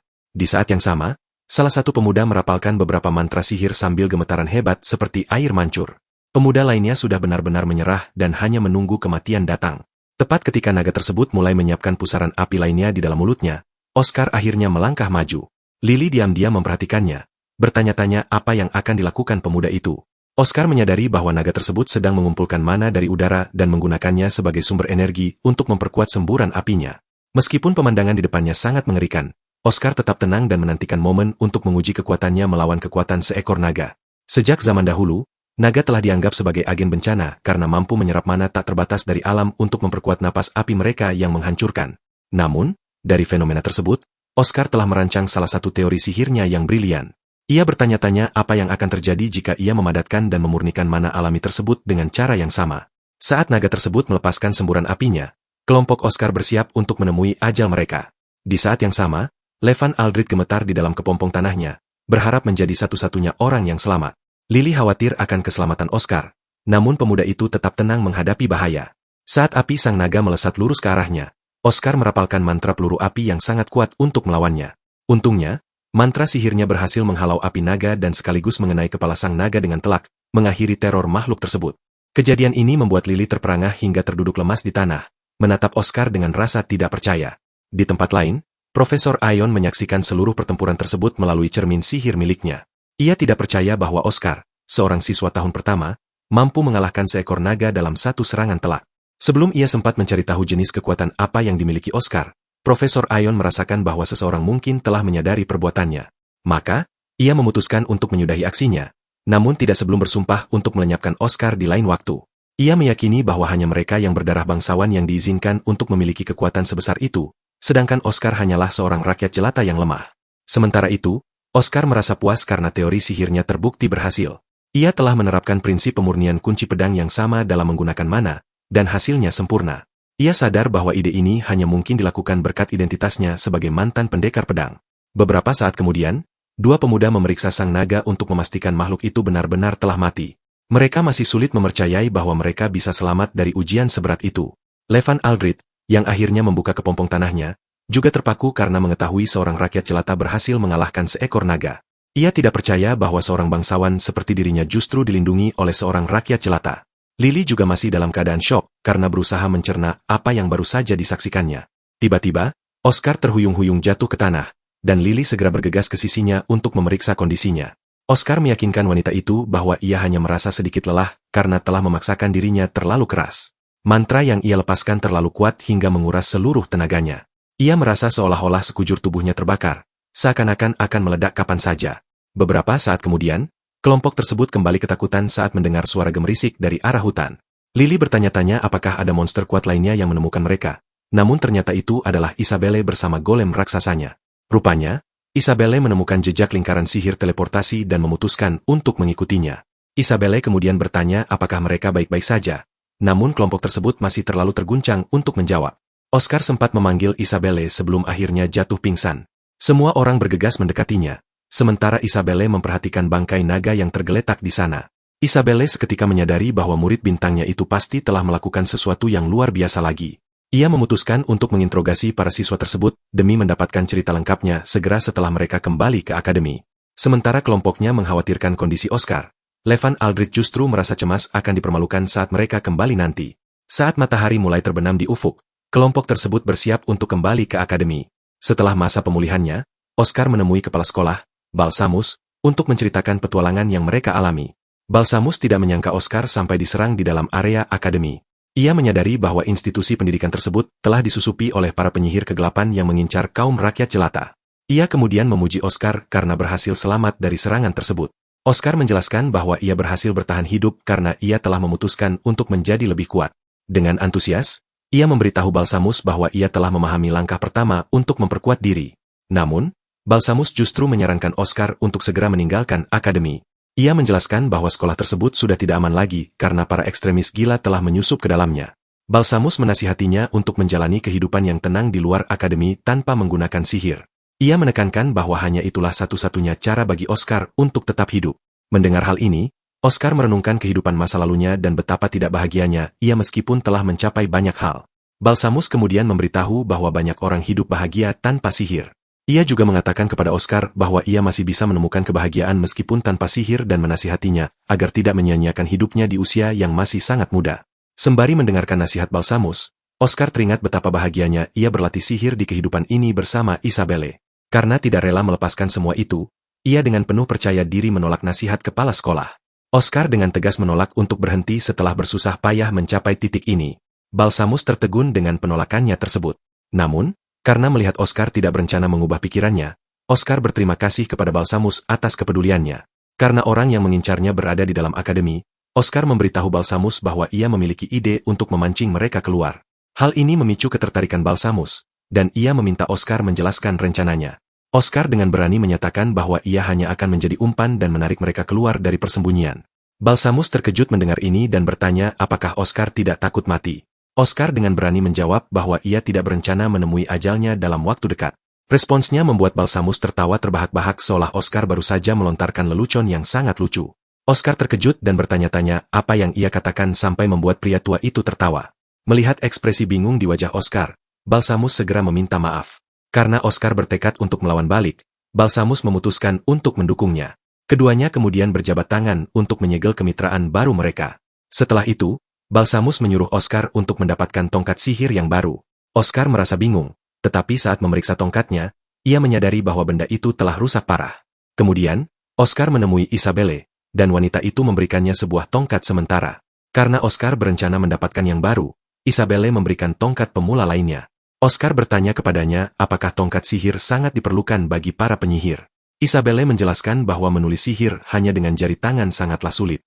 Untuk menunjukkan maksudnya, Isabelle mencelupkan jarinya ke dalam tinta dan menjelaskan bahwa tongkat sihir ibarat alat tulis, sementara mana ibarat tintanya. Pada dasarnya, rumus sihir bisa saja digambar tanpa alat tulis, tetapi hasilnya akan tampak goyah dan tidak stabil. Isabelle lebih lanjut menjelaskan bahwa untuk menciptakan sihir yang sempurna dan indah, seseorang harus berinvestasi pada alat tulis yang berkualitas. Setelah pertemuannya dengan Isabelle, Oscar pergi keluar untuk membeli tongkat sihir. Saat menunggu di gerbang akademi, ia mengamati dengan saksama tongkat lamanya dan tidak menyangka benda itu rusak hanya setelah satu pertempuran. Ia bertanya-tanya apakah alat tersebut tidak mampu menahan mana yang telah ia murnikan selama pertarungan melawan naga. Sebelum Oscar selesai memproses pikirannya, suara Lily memotong lamunannya. Lily meminta maaf karena telah membuatnya menunggu, dan Oscar meminta maaf karena telah memintanya menemani di hari liburnya. Lily meyakinkannya bahwa ia tidak keberatan karena ia juga berencana membeli sesuatu. Dengan itu, mereka dengan senang hati pergi untuk membantu Oscar membeli tongkat sihir. Beberapa saat kemudian, mereka tiba di toko pertama dan Oscar kagum melihat begitu banyak pilihan tongkat sihir. Penjaga toko dengan bangga memamerkan koleksi tongkatnya. Ia kemudian mengeluarkan salah satu yang paling mahal, yang dihiasi dengan permata berharga. Ia bahkan meyakinkan Oscar bahwa tongkat khusus ini akan membuat orang-orang menghormatinya. Oscar bertanya-tanya apakah permata tersebut memiliki efek khusus pada sebuah mantra. Namun, Lily dengan pelan mengingatkannya untuk memeriksa harga sebelum banyak bertanya. Rahang Oscar jatuh saat melihat harga yang sangat mahal dari tongkat sihir tersebut. Lily kemudian menyarankan mereka untuk memeriksa toko lain karena toko yang ini berada di luar anggaran mereka. Namun, toko berikutnya bahkan lebih mahal daripada yang sebelumnya, menyebabkan mereka melarikan diri. Setelah lari dari beberapa toko lainnya, Oscar dan Lily akhirnya menyerah. Setelah berlarian sepanjang hari, Oscar akhirnya menyadari bahwa tongkat sihir memang mahal, dan ia terlalu miskin untuk membeli sesuatu yang layak. Lily menjelaskan bahwa benda-benda itu mahal karena banyak penyihir berasal dari keluarga bangsawan, dan kaum bangsawan lebih fokus menjaga penampilan mereka yang penuh gengsi. Oscar kemudian meminta maaf karena telah menyita waktu Lily dan memberitahu bahwa ia akan terus mencari sendiri. Namun, Lily menolak untuk pergi dan dengan antusias berjanji untuk tetap tinggal sampai Oscar menemukan tongkat sihir. Mereka kemudian melanjutkan pencarian hingga Oscar tersandung pada sebuah toko tongkat sihir yang tampak unik. Namun, seorang penjaga toko lain tiba-tiba memperingatkan mereka untuk tidak masuk ke dalam toko itu. Ketika Oscar bertanya mengapa, ia menjelaskan bahwa pemilik toko tersebut sudah gila dan akan memaksa pelanggan untuk membeli barang yang tidak mereka inginkan. Oscar menatap toko itu cukup lama dan meskipun ada peringatan, ia tetap memutuskan untuk memeriksanya. Lily mencoba menghentikannya dan memberitahu bahwa mereka mungkin tidak bisa keluar dari toko itu sampai membeli sesuatu. Namun, Oscar menolak mendengarkan nasihatnya dan dengan ceria membuka pintunya. Ia menunjukkan bahwa toko tersebut terlihat sudah tutup bisnis, jadi itu pasti tempat yang tidak berbahaya. Saat memasuki toko, mereka disambut dengan ruang gelap yang mencekam, membuat bulu kuduk Lily berdiri. Mereka segera menyadari seorang pembuat tongkat bernama Rod sedang mengukir di dekatnya, dan tanpa menoleh ke arah mereka, ia bertanya apakah mereka hanya melihat-lihat atau ingin membeli. Oscar memberitahu bahwa ia ingin membeli tongkat baru. Rod menjatuhkan alat-alatnya dan mempertanyakan mengapa mereka memilih tokonya di antara semua toko yang layak lainnya. Ia kemudian berbalik untuk memelototi mereka dengan pisau ukir yang masih berada di tangannya. Namun, meskipun Rod tampak mengintimidasi, tetapi Oscar tetap tenang. Setelah aksi saling tatap yang singkat, Rod tiba-tiba menjadi sangat agresif. Ia melemparkan pisau ke arah Oscar sambil meneriakinya karena dianggap mempermainkan bisnisnya. Oscar dengan sigap menghindar dari lemparan pisau tersebut. Sementara Lily dibuat benar-benar terpaku tanpa kata. Oscar kemudian memberitahu Rod bahwa ia datang bukan untuk bermain-main, namun hal itu justru semakin membuat Rod murka. Dengan ketus, Rod menyatakan bahwa ia tidak menjual tongkat sihir kepada seorang pendekar pedang. Oscar terkejut mendengar tuduhan itu, sementara Lily, yang yakin pria ini adalah orang yang mencurigakan, mencoba mengajak Oscar untuk segera pergi dari toko tersebut. Namun, di luar dugaannya, Oscar justru dengan antusias menyatakan bahwa ia akan tetap tinggal karena menganggap Rod adalah sosok yang cukup menarik. Lily tidak percaya bahwa Oscar benar-benar berniat memilih tongkat sihir dari toko aneh ini. Bahkan Rod, yang tadi berusaha bersikap keras, tampak terpana dengan sikap percaya diri Oscar. Oscar kemudian bertanya mengapa Rod menganggapnya sebagai seorang pendekar pedang. Rod mengamati Oscar dengan saksama sejenak dari ujung kepala hingga ujung kaki. Setelah itu, ia menjelaskan bahwa itu karena posisi tubuh Oscar yang lebih condong ke kanan, yang pada dasarnya berarti ia membawa sesuatu yang berat di sisi kirinya. Rod memberitahu bahwa itu adalah tanda yang sangat jelas bagi seseorang yang terbiasa membawa pedang. Oscar merasa terkesan dengan ketepatan analisis Rod. Di sisi lain, Lily memprotes bahwa Oscar bukanlah seorang pendekar pedang, tetapi Oscar mengulurkan tangannya untuk menahannya agar tidak ikut campur. Ia merasa takjub bahwa Rod mampu melihat jati dirinya dalam sekejap mata. Setelah hening sejenak, Oscar menjelaskan kepada Rod bahwa ia baru saja mulai mempelajari sihir. Rod terkejut saat mengetahui bahwa Oscar baru berlatih selama 6 bulan. Oscar kemudian menjelaskan bahwa postur tubuhnya terbentuk karena ayahnya melatihnya dengan keras untuk menjadi seorang pendekar pedang, sehingga efek kebiasaan dari masa lalu itu masih melekat padanya. Lily mendukungnya dan meyakinkan Rod bahwa Oscar benar-benar seorang siswa akademi sihir sama sepertinya. Rod kemudian bertanya mengapa Oscar membutuhkan tongkat baru, dan Oscar menjawab bahwa tongkat lamanya telah hancur. Saat Rod memeriksanya, ia memberitahu bahwa tongkat tersebut kini sudah benar-benar tidak berguna. Setelah pengamatan lebih dekat, ia menjelaskan bahwa lingkaran sihir di dalam tongkat itu telah hancur karena terlalu banyak mana yang dipaksakan masuk ke dalamnya. Oscar tidak memahami apa maksudnya, jadi Rod menjelaskannya secara rinci. Ia menjelaskan bahwa tongkat yang lebih besar dapat menampung lebih banyak mana, tetapi ukurannya membuat tongkat tersebut sulit untuk dikendalikan. Tongkat besar juga membutuhkan kontrol mana yang sangat presisi, yang membuat segalanya menjadi lebih rumit. Rod lebih lanjut menjelaskan bahwa tongkat sederhana seperti miliknya sangat cocok untuk pemula karena ukurannya yang kecil, sehingga lebih mudah untuk ditangani. Ia kemudian mengingatkan Oscar bahwa para profesor akademi sihir menggunakan tongkat yang lebih besar dan rumit karena level sihir mereka yang sudah tinggi. Dari penjelasan Rod, Oscar takjub bahwa tongkat pemula ternyata tidak mampu menahan teori sihir terbarunya. Ia kemudian meminta Rod untuk merekomendasikan tongkat yang cocok untuknya, tetapi Rod memberitahu Oscar bahwa ia belum memutuskan untuk menjual apapun kepadanya. Oscar dan Lily terkejut karena mereka pikir Rod sudah mulai bersikap lebih ramah kepada mereka. Rod kemudian menunjuk ke arah rak pajangan tongkatnya dan memerintahkan Oscar untuk memilih yang terbaik. Ia mengungkapkan bahwa ia akan menjual satu tongkat jika ia merasa puas dengan pilihan Oscar. Oscar mulai memindai rak pajangan sementara Lily menahan napas. Kecemasannya meningkat karena ia tahu bahwa nilai sebuah tongkat ditentukan oleh ukuran dan bahan pembuatnya. Pada dasarnya, tongkat sihir dengan material langka sangat mahal karena memiliki afinitas mana yang lebih tinggi. Tepat saat itu, sebuah tongkat sihir di rak paling atas menarik perhatian Lily. Setelah mempelajarinya dengan cermat, ia menyadari bahwa tongkat itu terbuat dari kayu berharga yang disebut kayu Hagonomi. Lily tahu bahwa harga tongkat ini cukup untuk membuat seseorang hidup mewah dengan nyaman selama setahun penuh. Ia berdoa dalam hati agar Oscar melihat tongkat itu, tetapi doanya tidak terkabul. Seperti biasa, segalanya dengan Oscar di luar dugaan karena matanya justru tertuju pada tongkat yang paling tidak mencolok di toko itu. Ia mengambil tongkat tersebut, mengayunkannya seolah baru saja memenangkan lotre, dan dengan bangga menyatakan bahwa ia akan memilih tongkat itu. Lily terdiam dan Rod terpaku dengan pilihannya. Lily buru-buru menunjuk tongkat yang paling mahal dan memohon kepada Oscar untuk berubah pikiran. Namun, Oscar memberitahu bahwa ia diminta untuk memilih tongkat yang bagus, bukan yang paling mahal. Lily bingung dan bertanya-tanya apa maksudnya dengan tongkat yang bagus. Rod kemudian bertanya mengapa Oscar memilih tongkat yang itu. Oscar menjawab bahwa ia memilihnya hanya karena merasakan sensasi hangat saat menyentuhnya.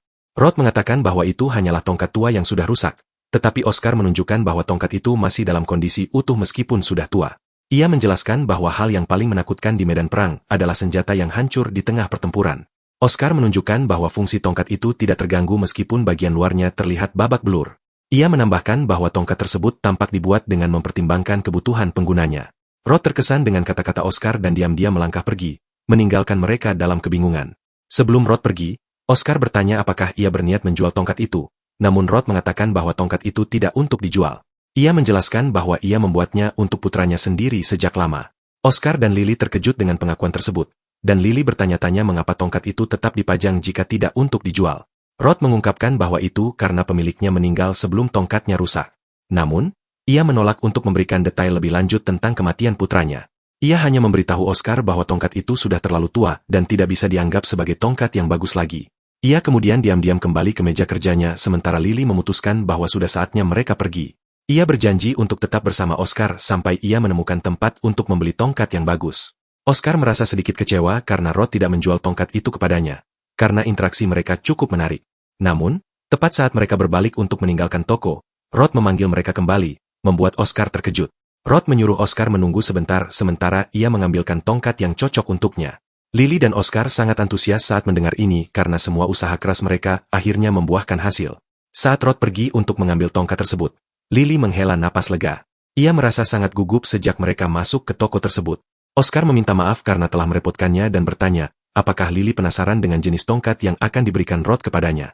Sayangnya, saraf Lily masih belum tenang, dan ia tidak terlalu bersemangat dengan petualangan khusus ini.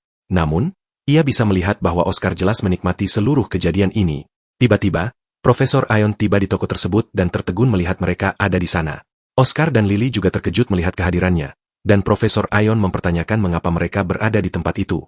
Keheningan yang canggung menyelimuti ruangan saat Profesor Ion menggenggam cambuknya dengan erat, seolah-olah sedang bersiap untuk menghadapi sebuah konfrontasi. Oscar menatap lurus ke arah Profesor Ion tanpa berkedip, sementara Lily yang tidak tahu apa-apa dengan ceria bertanya, apakah profesor itu datang ke toko untuk membeli tongkat sihir. Profesor Ion hanya menjawab dengan samar tepat saat Rod kembali dan menyapanya dengan ramah. Profesor Ion mengakui kehadiran Rod sebelum bergegas keluar dari toko seolah sedang dikejar oleh penagih hutang. Ia memberitahu Rod bahwa ia akan kembali lagi nanti karena Rod terlihat sedang sibuk melayani pelanggan. Lily bergegas keluar untuk mengantarnya, namun Profesor Ion sudah melesat menjauh. Lily khawatir jika kehadiran mereka justru mengganggu urusan sang profesor dengan Rod. Sepanjang kejadian itu, Oscar tetap tenang dan diam. Beberapa saat kemudian, Rod membersihkan tongkat sihir tersebut dan menyerahkannya kepada Oscar sebagai teman barunya. Mata Oscar berbinar terang saat ia memandangi tongkat sihir yang bentuknya tidak terlalu indah itu. Lily mengenali bahwa tongkat tersebut dibuat dari pohon berharga yang dikenal sebagai pohon asal. Konon, pohon asal adalah pohon raksasa yang ditemukan di sebuah negara kepulauan tertentu. Pohon itu tumbuh di iklim apapun, dan sekeras apapun lingkungannya, batangnya tidak pernah layu atau membusuk. Daun-daunnya tetap bercahaya, sementara dahan-dahannya berganti dalam siklus setelah beberapa dekade. Lily sangat terkejut melihat tongkat yang dibuat dari cabang pohon asal karena itu dikenal sebagai bahan terbaik dan dianggap sebagai harta karun yang langka. Rod terkesan karena Lily memiliki pengetahuan yang luas dan memberitahu mereka bahwa tongkat itu mampu menahan aliran mana dalam jumlah yang luar biasa. Dari sekian banyak kelebihan tongkat ini, itulah satu-satunya poin yang menarik perhatian Oscar. Namun, sebelum Oscar sempat merayakannya, Lily mengingatkannya tentang bagaimana mereka berlarian dari beberapa toko sebelumnya karena anggaran mereka yang sangat minim. Kegembiraan Oscar seketika lenyap begitu ia mengingat hal itu. Meskipun demikian, Rod tetap menyerahkan tongkat itu kepadanya dan mengatakan bahwa tongkat tersebut tidak untuk dijual. Ia menjelaskan bahwa tongkat itu dibuat sebagai hadiah untuk mendiang putranya. Ia berencana memberikannya setelah putranya kembali dari garis depan, namun sang anak tidak berhasil selamat. Oscar dengan hati-hati menerima tongkat itu seperti memegang telur yang rapuh. Saat Rod kembali ke stasiun kerjanya, ia menegaskan bahwa ia tidak butuh pembayaran untuk tongkat tersebut. Ketika mereka terdiam, Rod dengan tegas mengulanginya, mengatakan bahwa ia tidak berniat menjual tongkat lain kepada Oscar. Ia menjelaskan bahwa itu karena tidak ada tongkat lain di tokonya yang cocok untuk Oscar. Merasa yakin, Oscar menggenggam erat perlengkapan barunya itu dan dengan rendah hati berterima kasih kepada Rod atas hadiah tersebut. Rod segera menyuruhnya pergi dan memintanya untuk menguji tongkat itu. Oscar kemudian memegang tongkat itu dengan benar sembari memejamkan mata untuk menyalurkan mana ke dalamnya. Rod mengamati dengan saksama saat Oscar terhubung dengan tongkatnya. Pada saat yang sama, Oscar merasakan sensasi aneh saat ia menuangkan mana ke dalam tongkat tersebut. Meskipun ini adalah kali pertama ia menggunakan tongkat itu, sensasi tersebut membuatnya merasa seolah-olah ia telah menggunakannya sejak lama. Begitu Oscar selesai, Rod membentak mereka untuk segera keluar dari tokonya. Ia berdalih bahwa ia perlu membuka toko untuk pelanggan yang benar-benar membayar. Sebelum pergi, Oscar memutuskan untuk bertanya tentang kemunculan Profesor Ion. Ia bertanya kepada Rod apakah Profesor Ion sering datang ke toko tersebut. Beberapa hari kemudian, teman-teman sekelas Oscar menatapnya dan Lily dengan penuh rasa penasaran saat mereka membicarakan tentang insiden di pemakaman kelima. Pihak sekolah sudah menutupi kecelakaan tersebut sebagai akibat dari kerusakan lingkaran sihir teleportasi. Semua orang merasa takjub bahwa Oscar dan kelompoknya berhasil kembali dalam keadaan selamat. Mereka bahkan bergosip tentang bagaimana Levan Aldrich bertindak pengecut dan mencemoohnya karena bersikap payah. Tiba-tiba, suara cambuk yang berdentum membuat seisi kelas terdiam saat Profesor Ion tiba. Ia kemudian memarahi mereka karena mengabaikan kehadirannya yang terhormat dan berbisik-bisik selama kelasnya. Dengan ketakutan, para siswa meminta maaf secara serentak sementara Oscar menatap profesor itu dengan tenang. Rod sempat memberitahunya bahwa Profesor Ion adalah kapten dari pasukan mendiang putranya. Rupanya, Profesor Ion berada di medan perang saat putra Rod gugur, dan ia pulalah yang membawa berita duka tersebut kepada Rod. Setelah putranya tiada, Profesor Ion membawa kembali tongkat lama tersebut sebagai kenang-kenangan untuk Rod. Lily merasa sangat emosional saat mendengar cerita itu. Rod bahkan memuji Profesor Ion sebagai orang yang baik, dan ia menceritakan bagaimana Profesor Ion bersikap ramah kepada putranya yang rakyat jelata meskipun ia sendiri adalah seorang bangsawan. Mata Oscar melebar saat mendengar ini dan menunjukkan bahwa putra Rod pasti lebih hebat dalam sihir daripada para bangsawan karena tongkatnya tampak sangat sering digunakan. Rod tertegun mendengarnya dan bertanya-tanya bagaimana Oscar tahu bahwa putranya adalah seorang penyihir yang luar biasa. Setelah mendengar cerita Rod, Oscar akhirnya mendapatkan jawaban yang ia cari. Ia juga mencatat bahwa Profesor Ion adalah salah satu profesor yang bertanggung jawab atas latihan lapangan, yang membuatnya menjadi tersangka utama. Setelah berpikir panjang, Oscar akhirnya menyimpulkan bahwa Profesor Ion pastilah dalang di balik serangan yang mengancam nyawanya. Oscar tetap tenang dan karena Profesor Ion belum menyadari bahwa penyamarannya terbongkar, ia memutuskan untuk menggunakan kesempatan ini untuk menyerang balik lebih dulu. Kemudian, Profesor Ion memeriksa organisasi misteriusnya melalui lingkaran sihir komunikasi. Suara jahat di sana memuji Profesor Ion karena berhasil menyelesaikan misinya di medan perang. Mereka memujinya karena melakukan pekerjaannya dengan luar biasa dan melampaui ekspektasi mereka. Suara itu juga mengingatkannya bahwa mereka mengharapkan hasil yang sama di Akademi Sihir. Profesor Aion terlihat sangat gelisah saat menjawab bahwa ia akan melakukan apa yang diharapkan. Seolah merasakan keraguannya, suara itu bertanya apakah misi sekolah lebih sulit daripada medan perang. Profesor Aion dengan terburu-buru menjawab bahwa tidak, dan suara itu memperingatkannya bahwa mereka menuntut hasil yang cepat. Setelah transmisi berakhir, Profesor Aion tetap berada di tempat yang sama, terlihat sangat khawatir. Sementara itu, di kantor kepala sekolah, Oscar mengungkapkan temuannya kepada Balsamus. Balsamus sangat terkejut mengetahui bahwa Profesor Aion adalah sosok di balik serangan tersebut. Ia merasa sulit mempercayainya karena Profesor Aion dianggap sebagai pahlawan yang bisa mempertaruhkan nyawanya demi rekan-rekannya. Oscar memberitahu Balsamus bahwa ia tahu tentang perbuatan heroik Profesor Aion, namun ia yakin bahwa dialah pelakunya. Melihat betapa bertekadnya Oscar, Balsamus memutuskan untuk mempercayai perkataannya. Namun, ia memberitahu Oscar bahwa ia tidak bisa bertindak tanpa bukti konkret. Oscar dengan tenang menyatakan bahwa ia sendiri yang akan menjadi buktinya. Balsamus bingung mendengar ini, namun Oscar menjelaskan bahwa ia akan memancing Profesor Aion untuk menyerang seperti yang ia lakukan selama pelatihan. Ia ingin menciptakan situasi dengan sedikit saksi untuk memancing Profesor Aion agar menyerang kembali. Oscar yakin bahwa Profesor Aion tidak akan menyia-nyiakan kesempatan untuk mengejarnya. Saat Balsamus merenungkan ide tersebut sejenak, matanya tertuju pada sebuah catatan di atas mejanya. Catatan tersebut merinci sebuah misi pengawalan untuk Putri Kekaisaran, sehingga itu menjadi kesempatan yang sempurna untuk memasang jebakan, persis seperti yang disarankan oleh Oscar. Rupanya, Putri Kekaisaran Ariel seharusnya mendaftar di kelas 1. Namun, pendaftarannya tertunda karena efek samping dari sihir keturunan yang diwariskan secara turun-temurun oleh keluarga kerajaan. Selama kelas berlangsung, Ruth memberitahu murid-muridnya tentang situasi Ariel dan mengumumkan misi untuk menjemput serta mengawal Ariel kembali ke sekolah. Pada dasarnya, sebuah kelompok akan dikirim ke ibu kota kekaisaran untuk membawanya pulang ke sekolah. Ruth telah mengumpulkan siswa-siswa paling luar biasa dari kelas 1 untuk misi ini, termasuk Oscar, Zazen, dan seorang gadis pendiam yang sepanjang hari hanya sibuk membenamkan wajahnya di dalam buku. Oscar mencatat bahwa misi ini benar-benar sempurna untuk memancing Profesor Aion agar menargetkannya. Setelah memberikan pengarahan misi, Ruth bertanya apakah ada yang memiliki pertanyaan, dan Zazen mengangkat tangannya. Seperti biasa, ia memutuskan untuk mengganggu rakyat jelata favoritnya, Oscar. Karena setiap orang dalam misi ini dianggap memiliki bakat luar biasa, Zazen bertanya kepada Ruth apakah kekuatan Oscar setara dengan mereka. Yang mengejutkan, Ruth menjawab bahwa memang benar demikian dan menambahkan bahwa kekuatan Oscar bahkan telah melampaui teman sekelasnya berdasarkan performa selama latihan lapangan. Zazen merasa terkejut sekaligus bingung mendengar hal itu, sementara gadis kutu buku di sana tidak menunjukkan reaksi apapun. Terlepas dari penilaian Ruth, Zazen menolak untuk menerimanya. Ia dengan lantang menyatakan bahwa Oscar bahkan hampir tidak mencapai level murid mana dan dari apa yang ia perhatikan, Oscar bahkan tidak bisa menggunakan sihir dasar. Oscar tetap tenang saat mendengarkan Zazen mencelanya. Seperti anak manja yang cemburu, Zazen merengek bahwa ia tidak mengerti mengapa semua orang memuji Oscar meskipun memiliki bakat yang biasa saja.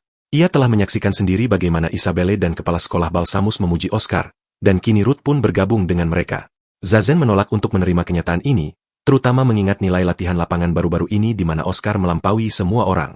Frustrasi dengan semua hal tersebut, Zazen dengan marah menantang Oscar untuk berduel, menyuruhnya menunjukkan kekuatan yang disebut-sebut telah membuat semua orang tergila-gila itu.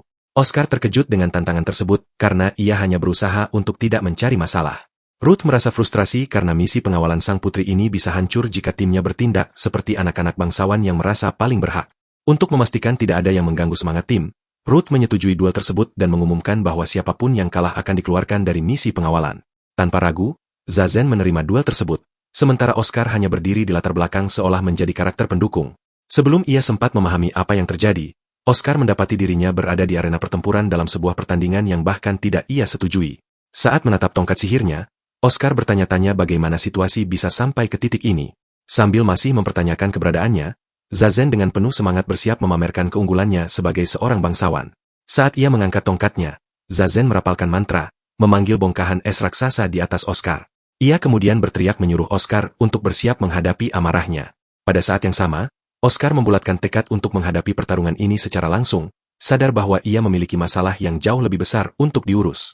Lagi pula, kalah dalam duel bukanlah pilihan karena rencananya untuk memancing Profesor Aion dalam misi pengawalan nanti. Setelah menata pikirannya, Oscar akhirnya menerima tantangan Zazen. Meskipun dipuji oleh semua orang sebagai jenius berbakat dari keluarga Gilois, Zazen sebenarnya berjuang melawan rasa rendah diri yang tidak diketahui oleh siapapun. Ia adalah seorang perfeksionis yang tidak pernah merasa puas. Bahkan ketika semua orang memujinya, Zazen tidak pernah puas dengan kemampuannya sendiri. Rupanya di antara keluarga yang berspesialisasi dalam sihir es, keluarga Gilois dianggap sebagai garis keturunan terkuat. Namun, dibandingkan dengan saudaranya yang sempurna, Zazen merasa tidak berarti. Zazen tidak memiliki bakat bawaan untuk sihir sejak kecil, jadi ia bekerja 2 kali lebih keras daripada orang lain. Ia sangat ingin memenuhi ekspektasi orang-orang di sekitarnya dan mengejar saudaranya. Lebih dari apapun, Zazen menantang Oscar karena ia ingin menjadi penyihir yang layak menyandang nama keluarga Gilois. Tak lama kemudian, Zazen melepaskan mantra tombak es yang kuat, namun Oscar dengan sigap menghindarinya. Zazen memujinya karena berhasil menghindar dan memutuskan untuk meningkatkan permainannya. Ia menggunakan mantra pembekuan agung untuk menjebak Oscar, membuatnya mustahil untuk bergerak.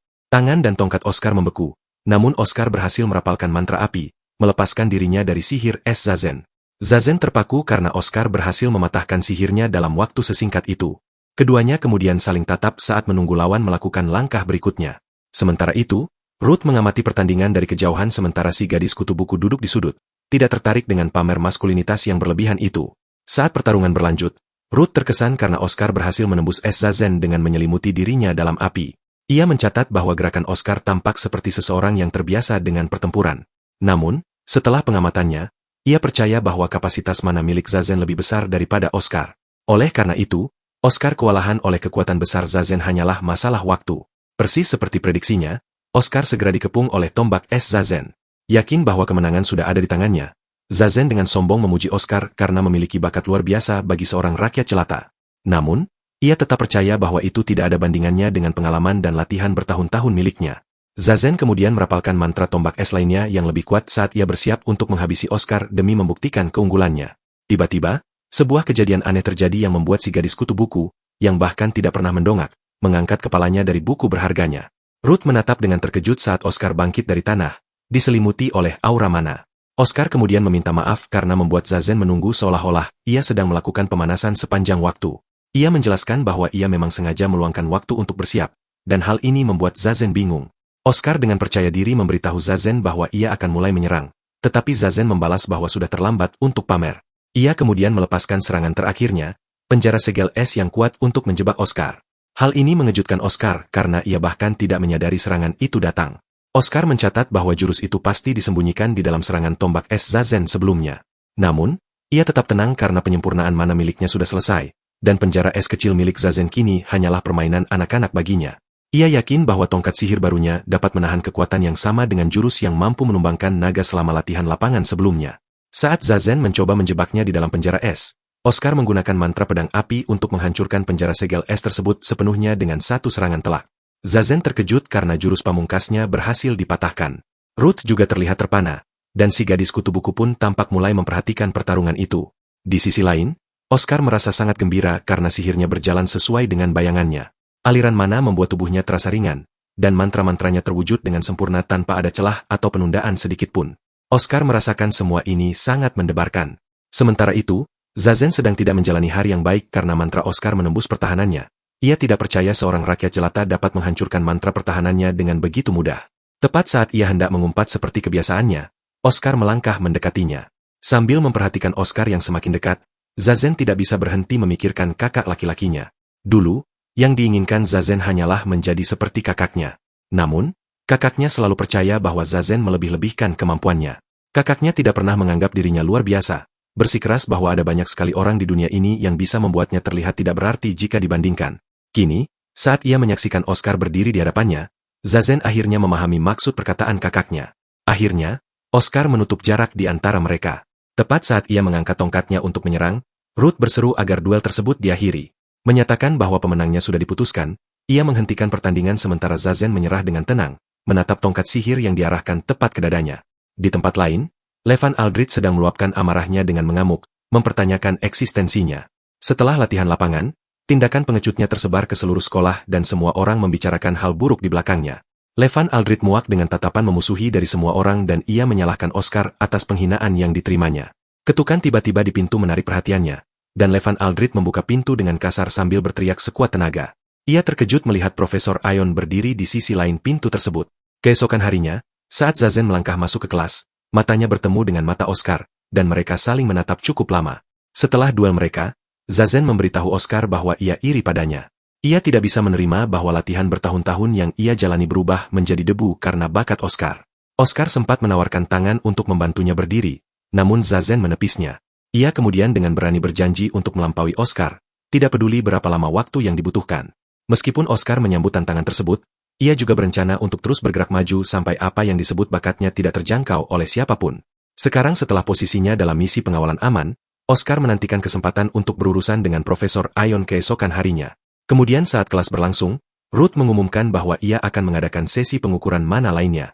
Saat itu juga, Levan Aldrich berjalan santai memasuki ruang kelas, tampak lebih tenang dengan lengan kanannya yang diperban. Ruth memberitahu bahwa ia terlambat, namun Levan Aldrich benar-benar mengabaikannya. Ia langsung menuju tempat duduknya, mengabaikan semua bisik-bisik dan ejekan dari para siswa. Ia sempat berhenti sejenak saat melihat Oscar, namun kemudian duduk dengan tenang tanpa memedulikannya. Oscar merasakan ada sesuatu yang salah dan bertanya-tanya, apa yang terjadi dengan lengan Levan Aldrich. Beberapa saat kemudian, Ruth memerintahkan kelas untuk diam saat ia melanjutkan pengukuran mana. Setelah kelas berakhir, Lily memuji Oscar karena meningkatkan kapasitas mananya dalam waktu yang sangat singkat. Oscar mengatakan itu berkat tongkat barunya, yang kini terasa seperti bagian dari dirinya sendiri. Lily bertanya-tanya apakah ia juga harus membeli tongkat baru di toko Rod. Tiba-tiba, Levan Aldrich menghentikannya, menarik perhatian beberapa siswa terdekat yang terus mengejeknya di belakang punggung. Daripada memulai perkelahian, Levan Aldrich dengan terus terang meminta Oscar untuk mengajarinya cara menjadi lebih kuat. Karena tertangkap basah, Oscar bertanya apa maksudnya secara spesifik. Dengan kesal, Levan Aldrich menyuruhnya berhenti berpura-pura bodoh dan mengungkapkan bahwa ia sudah mengetahui rahasia Oscar. Pernyataan itu langsung membuat Oscar waspada, membuatnya bertanya-tanya apa yang mungkin diketahui Levan Aldrich tentang dirinya. Tak lama kemudian, Oscar mengikuti Levan Aldrich ke area pelatihan. Terkejut melihat Levan Aldrich bahkan telah memesan tempat tersebut untuk pertemuan larut malam mereka. Menginginkan jawaban, Oscar bertanya rahasia apa yang dimaksud Levan Aldrich, tetapi Levan Aldrich menuduhnya berpura-pura tidak tahu. Levan Aldrich kemudian mengklaim bahwa kekuatan yang digunakan Oscar untuk mengalahkan naga diberikan kepadanya oleh orang lain. Pada titik ini, Oscar lebih bingung dari sebelumnya, bertanya-tanya omong kosong apa yang dibicarakan oleh Levan Aldrich. Hal ini semakin membuat Levan Aldrich marah, karena ia yakin Oscar mencoba mempermainkan kecerdasan bangsawannya. Ia kemudian mulai berteriak sambil meratapi bahwa semua orang memperlakukannya seperti orang bodoh. Tiba-tiba, perban Levan Aldrich robek saat tangannya membengkak, mengungkapkan bahwa salah satu lengannya telah berubah menjadi lengan monster berduri. Peristiwa mendadak ini membuat Oscar benar-benar bingung saat ia menyaksikan lengan Levan Aldrich berubah bentuk menjadi sesuatu yang lain. Bahkan Levan Aldrich bingung dengan transformasi tersebut karena ia kemungkinan besar melewatkan membaca syarat dan ketentuan. Oscar segera memeriksanya, tetapi Levan Aldrich tidak tahu apa yang sedang terjadi padanya. Karena mungkin ia dijanjikan transformasi setingkat Iron Man, Levan Aldrich mengeluh bahwa ini bukanlah hal yang ia pesan. Sayangnya, lengan robotik yang tidak ia pesan tersebut terus berubah bentuk, membuatnya kesakitan luar biasa. Pada saat yang sama, beberapa duri muncul dari tanah, hampir menusuk Oscar seperti ayam panggang. Untungnya, ia dengan sigap menghindar dari duri-duri tersebut sambil memperhatikan Levan Aldrich dengan saksama. Oscar mencatat bahwa Levan Aldrich bergerak seperti seseorang yang berada di bawah kendali sesuatu, mengingat bahwa Levan Aldrich sempat mengatakan sesuatu tentang menerima kekuatan. Oscar akhirnya mengetahui siapa dalangnya. Sementara itu, Levan Aldrich terus meratapi kehidupan menyedihkannya dan menolak menerima bahwa ia telah melakukan kesalahan selama latihan lapangan. Ia tidak percaya bahwa ia melakukan sesuatu yang salah dengan ingin bertahan hidup sendirian. Seolah akhirnya merasakan beban dari apa yang ia lakukan kepada rekan satu kelompoknya, Levan Aldrich mengungkapkan bahwa ia sebenarnya ingin melindungi semua orang, seandainya saja ia memiliki kekuatan untuk itu. Saat ia teralihkan, Oscar menggunakan kesempatan itu untuk menyerang. Levan Aldrich mengayunkan lengannya yang mengerikan ke arah Oscar, tetapi Oscar dengan mudah menghindarinya. Sebelum Levan Aldrich bisa melakukan langkah lain, Oscar memukulnya hingga pingsan dari belakang sebelum meletakkannya dengan lembut ke atas tanah. Setelah itu, ia membentak Profesor Ion karena menggunakan orang tak bersalah sebagai bidak dalam permainannya. Oscar tahu bahwa Profesor Ion pasti mengawasi seluruh kejadian itu dari dekat, jadi ia memanggilnya untuk segera menunjukkan wajahnya. Tepat saat Oscar menyadari adanya kawanan gagak yang berputar di atasnya, Profesor Ion muncul di tengah-tengah mereka. Dengan cambuk di tangannya, ia dengan berani memarahi Oscar karena dianggap sebagai rakyat jelata yang kurang ajar. Profesor Ion melayang di udara seolah-olah mengapung di celah langit sementara burung-burung gagak mengelilinginya. Ia kemudian menarasikan rencananya untuk menyusun alur cerita bagi Akademi Sihir setelah ia menghabisi Oscar. Profesor Ion berencana untuk melaporkan bahwa Oscar dan Levan Aldrich sedang berlatih ketika salah satu dari mereka kehilangan kendali, yang mengakibatkan kecelakaan fatal. Mengabaikan dongeng membosankan tersebut, Oscar segera menyerangnya dengan sihir api. Namun, Profesor Ion dengan mudah menepisnya seolah-olah ia sedang mengendalikan api dalam perjalanan santai. Karena merasa terganggu dengan sedikit gangguan api tersebut, Profesor Ion mengancam akan membuat Oscar berlutut. Dengan itu, ia memanggil beberapa familiari serigala, dan mereka menyerbu untuk menyerang Oscar. Saat melawan mereka, pikiran Oscar melayang pada percakapannya dengan kepala sekolah Balsamus. Balsamus telah memperingatkannya bahwa Profesor Ion memiliki sihir pengendali familiari yang kuat. Ia mengendalikan mereka dengan mengukir rumus sihir ke dalam bangkai monster untuk memanipulasi mereka seperti boneka. Sayangnya, ia hanya bisa mengendalikan sejumlah familiari yang terbatas. Balsamus telah mengungkapkan bahwa satu-satunya cara untuk menangani para familiari tersebut adalah dengan mengabaikan Profesor Ion dan memprioritaskan untuk menghancurkan para familiari. Balsamus juga memperingatkan Oscar untuk tetap waspada karena Profesor Ion mungkin memiliki trik lain karena levelnya sudah mencapai Santo Sihir. Meskipun Balsamus telah memperingatkannya dengan tegas untuk tidak menghadapi Profesor Ion sendirian, Oscar tidak punya pilihan lain. Rencana awalnya adalah menyusun strategi dengan benar bersama Balsamus selama misi pengawalan. Namun ia tidak pernah menyangka Profesor Ion akan bertindak secepat ini. Sekarang setelah seorang siswa yang tidak bersalah terseret ke dalam konflik, Oscar tidak memiliki niat untuk mundur. Saat ia berjuang melawan para familiari serigala, jeritan kesakitan Levan Aldrich bergema di benak Oscar.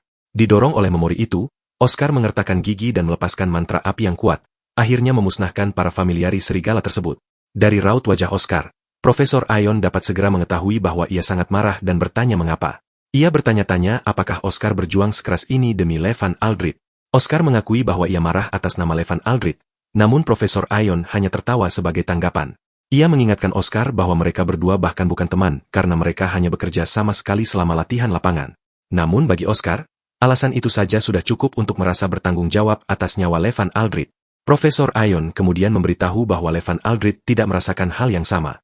Ia mengungkapkan bahwa Levan Aldrich mencari kekuatan yang lebih besar semata-mata untuk membalas dendam pada Oscar. Menurut Profesor Ion, Levan Aldrich tidak melihat Oscar lebih dari sekadar musuh dan rakyat jelata rendahan. Meskipun terdapat upaya yang jelas untuk memprovokasinya, Oscar menolak untuk goyah, membuat Profesor Ion bingung. Oscar dengan tenang memberitahu bahwa ia tidak peduli bagaimana Levan Aldrich memandangnya. Saat ia bersiap untuk menyerang sekali lagi, Oscar menyatakan bahwa Levan Aldrich membuat pilihannya karena ia menginginkan kekuatan untuk menjadi lebih kuat. Kemudian, dengan tekad yang tak tergoyahkan, ia menyatakan bahwa ia tidak akan pernah bisa memaafkan Profesor Ion karena mengeksploitasi kerentanan Levan Aldrich. Sayangnya, sebelum Oscar dapat merapalkan mantra apinya lagi, rumus sihir miliknya hancur berkeping-keping, membuatnya bingung. Ia segera menyadari bahwa ia tidak dapat menyusun rumus sihir dengan benar. Saat kaki Profesor Ion akhirnya menyentuh tanah, ia menyatakan bahwa organisasinya tidak bisa membiarkan rakyat jelata yang berbakat untuk terus ada. Ia kemudian mengungkapkan bahwa ia telah membuat pengaturan yang sempurna, mengetahui bahwa Oscar memiliki bakat luar biasa untuk sihir. Sementara rumus sihir Oscar terus gagal, Profesor Ion memanggil familiari gajah raksasanya. Oscar mengamati pemandangan tersebut dengan saksama dan akhirnya menyadari bahwa para familiari Profesor Ion telah menyerap mana miliknya selama ini dan mengganggu sihirnya. Terlepas dari situasi yang sulit, Oscar tetap tenang dan memberitahu Profesor Ion bahwa ia datang dengan persiapan. Namun, Profesor Ion percaya bahwa ia telah menutupi semua rute pelarian saat ia memanggil lebih banyak familiari serigala ganasnya. Meskipun formasi tersebut mencegahnya untuk menggambar rumus sihir seperti Oscar, Profesor Ion merasa ia berada di atas angin. Ia dengan bangga mengungkapkan bahwa rumus sihir yang terukir pada familiari miliknya akan terus beroperasi meskipun ia tidak bisa menggambar yang baru. Dengan itu, ia memutuskan untuk mengirim Oscar menemui leluhurnya saat ia mengepungnya dari semua sisi dengan monster buas. Meskipun berada dalam posisi yang sangat tidak menguntungkan, Oscar tetap sangat tenang menghadapi situasi yang tanpa harapan tersebut. Namun, pengalaman ini membuatnya akhirnya mengerti bagaimana semua penyihir berbakat dikalahkan dengan begitu mudah oleh Profesor Ion. Oscar menyadari bahwa itu bukan sekadar masalah kekuatan, melainkan mereka telah diliputi oleh rasa takut dan didorong ke dalam keputusasaan. Saat ia teringat momen ketika ia memegang tongkat sihir milik Putra Roth, Oscar secara naluriah mencengkeram dadanya. Ia hanya bisa membayangkan betapa menyakitkan bagi anak laki-laki itu saat kehilangan sihirnya sementara ia dikepung oleh monster-monster tanpa daya untuk melawan balik. Dipenuhi dengan tekad yang tak tergoyahkan, Oscar mempersiapkan diri untuk pertempuran, siap untuk memberi Profesor Ion pelajaran keras karena telah berurusan dengan orang yang salah. Sementara itu, di kantor kepala sekolah Balsamus, ia menerima kunjungan dari Ruth, yang membawa beberapa dokumen untuk ia tinjau. Ruth ingin tahu apakah semuanya disebabkan oleh misi tersebut, dan Balsamus memberitahu bahwa mereka harus memastikan tidak terjadi apa-apa pada sang putri. Setelah melihat dokumen-dokumen itu, ia menyadari bahwa ada lebih banyak permintaan dari para siswa untuk menggunakan area pelatihan pada tahun tersebut dibandingkan tahun-tahun sebelumnya. Ruth memberitahu bahwa ini adalah hal yang patut dipuji dan menunjukkan betapa berdedikasinya siswa mereka. Saat itu juga, ia menyebutkan sesuatu yang penting, mengungkapkan bahwa Levan Aldrich telah memulai sesi belajar pribadi dengan Profesor Ion. Saat Balsamus mendengar hal ini, Sesuatu langsung terhubung di kepalanya. Kembali di medan perang, Oscar kini menyadari kenyataan pahit bahwa selama familiari yang menyebalkan itu tetap aktif, tidak ada rumus sihir baru yang dapat dibuat. Namun, ada sesuatu yang penting yang ia perhatikan, yaitu fakta bahwa sihir pemanggil familiari sedang dipertahankan, yang berarti jelas ada cara lain untuk mewujudkan sebuah rumus sihir. Oscar sedang berusaha memutar otak mengenai apa yang harus dilakukan ketika salah satu monster melancarkan serangan kejutan padanya dari belakang. Monster itu menerjangnya, mencengkeram lengan kirinya, dan Profesor Ion percaya bahwa tindakannya telah selesai. Oscar, di sisi lain, tidak siap untuk menyerah, dan saat ia memejamkan mata, ia menciptakan peluru api masif yang menembus monster tersebut dan bahkan menghantam familiari gajah. Profesor Ion menjadi panik saat melihat ini dan ia mulai bertanya kepada Oscar bagaimana ia mampu menggunakan sihir dalam situasi seperti ini.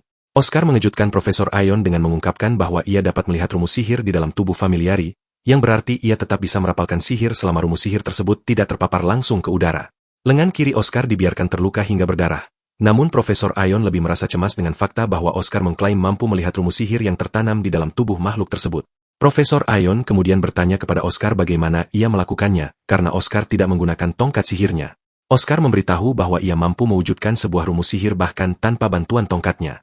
Keringat dingin bercucuran di wajah Profesor Ion karena rasa tidak percaya. Ia benar-benar tidak ingin menerima kenyataan bahwa Oscar mampu merapalkan sihir dengan kaliber yang begitu gila hanya dengan menggunakan jari-jarinya. Oscar bersiap untuk melancarkan serangan balasan. Namun Profesor Ion belum siap menerima kekalahan dan melepaskan serangkaian lingkaran sihir secara membabi buta. Sayangnya, hal itu tidak banyak membantunya karena segalanya kewalahan dan hancur oleh sihir api murni milik Oscar. Profesor Ion menyaksikan dengan panik saat sihirnya ditekan habis-habisan. Ia menganggap hal ini tidak normal karena dirinya adalah seorang penyihir berpengalaman. Lalu ia menuduh Oscar selama ini menyembunyikan kemampuan aslinya. Meski begitu, ia tetap berpikir bahwa Oscar tidak akan bisa menggunakan serangan yang sama secara berturut-turut. Namun Oscar memberitahu bahwa ia sama sekali tidak perlu melakukannya lagi. Profesor Ion menatap dengan saksama dan menyadari bahwa tongkat sihirnya sendiri telah rusak, yang pada dasarnya berarti ia kini tidak berdaya. Rasa takut mulai menguasai Profesor Ion, dan Oscar bertanya kepadanya berapa lama ia pikir ia bisa bertahan tanpa tongkat sihirnya. Profesor Ion tanpa rasa malu berlutut, memohon kepada Oscar untuk mengampuninya. Profesor Ion berjanji untuk membiarkan Oscar sendiri dan bahkan meyakinkannya bahwa ia akan menceritakan semua hal yang ingin diketahui Oscar. Ia begitu putus asa sampai rela memberitahu Oscar bahwa ia akan merekomendasikan Oscar untuk mencapai peringkat murid sihir, yang merupakan bukti besar status seseorang sebagai penyihir. Namun, Oscar sama sekali tidak tergerak oleh tawaran-tawaran tersebut dan bertanya kepada Profesor Ion, apakah ia sudah selesai dengan penawarannya. Oscar menegaskan kepada Profesor Ion bahwa ia tidak berniat menghabisinya, karena ia ingin Profesor Ion mengakui segala perbuatan yang telah ia lakukan. Tepat pada saat itu, Profesor Ion melesat menuju familiari gajah miliknya dan memutuskan untuk melakukan tindakan nekat hanya agar tidak kalah dari Oscar, yang ia sebut sebagai rakyat jelata murahan. Profesor Ion mengaktifkan lingkaran sihir langkah terakhir yang menyelimuti dirinya dan familiari gajah, yang seketika mulai menyatukan tubuhnya dengan familiari tersebut. Oscar menyaksikan dengan rasa ngeri dan terkejut saat Profesor Ion benar-benar melebur menjadi satu dengan familiari itu. Sebelum ia menyadarinya, Profesor Ion mulai menyerang secara membabi buta, menghancurkan tanah dan memaksa Oscar untuk terus mundur. Oscar menyadari bahwa pria itu sudah benar-benar kehilangan akal sehatnya. Dan tepat saat Oscar bersiap untuk mengerahkan seluruh kekuatannya dalam upaya untuk mengalahkan Profesor Ion, sebuah penghalang angin muncul entah dari mana, menjebak Profesor Ion di tempatnya. Kepala sekolah Balsamus memastikan perlindungan bagi sekitar saat ia turun dari atas, memuji Oscar karena telah berjuang dengan baik, namun ia mendesak Oscar untuk menyerahkan sisanya kepada orang dewasa.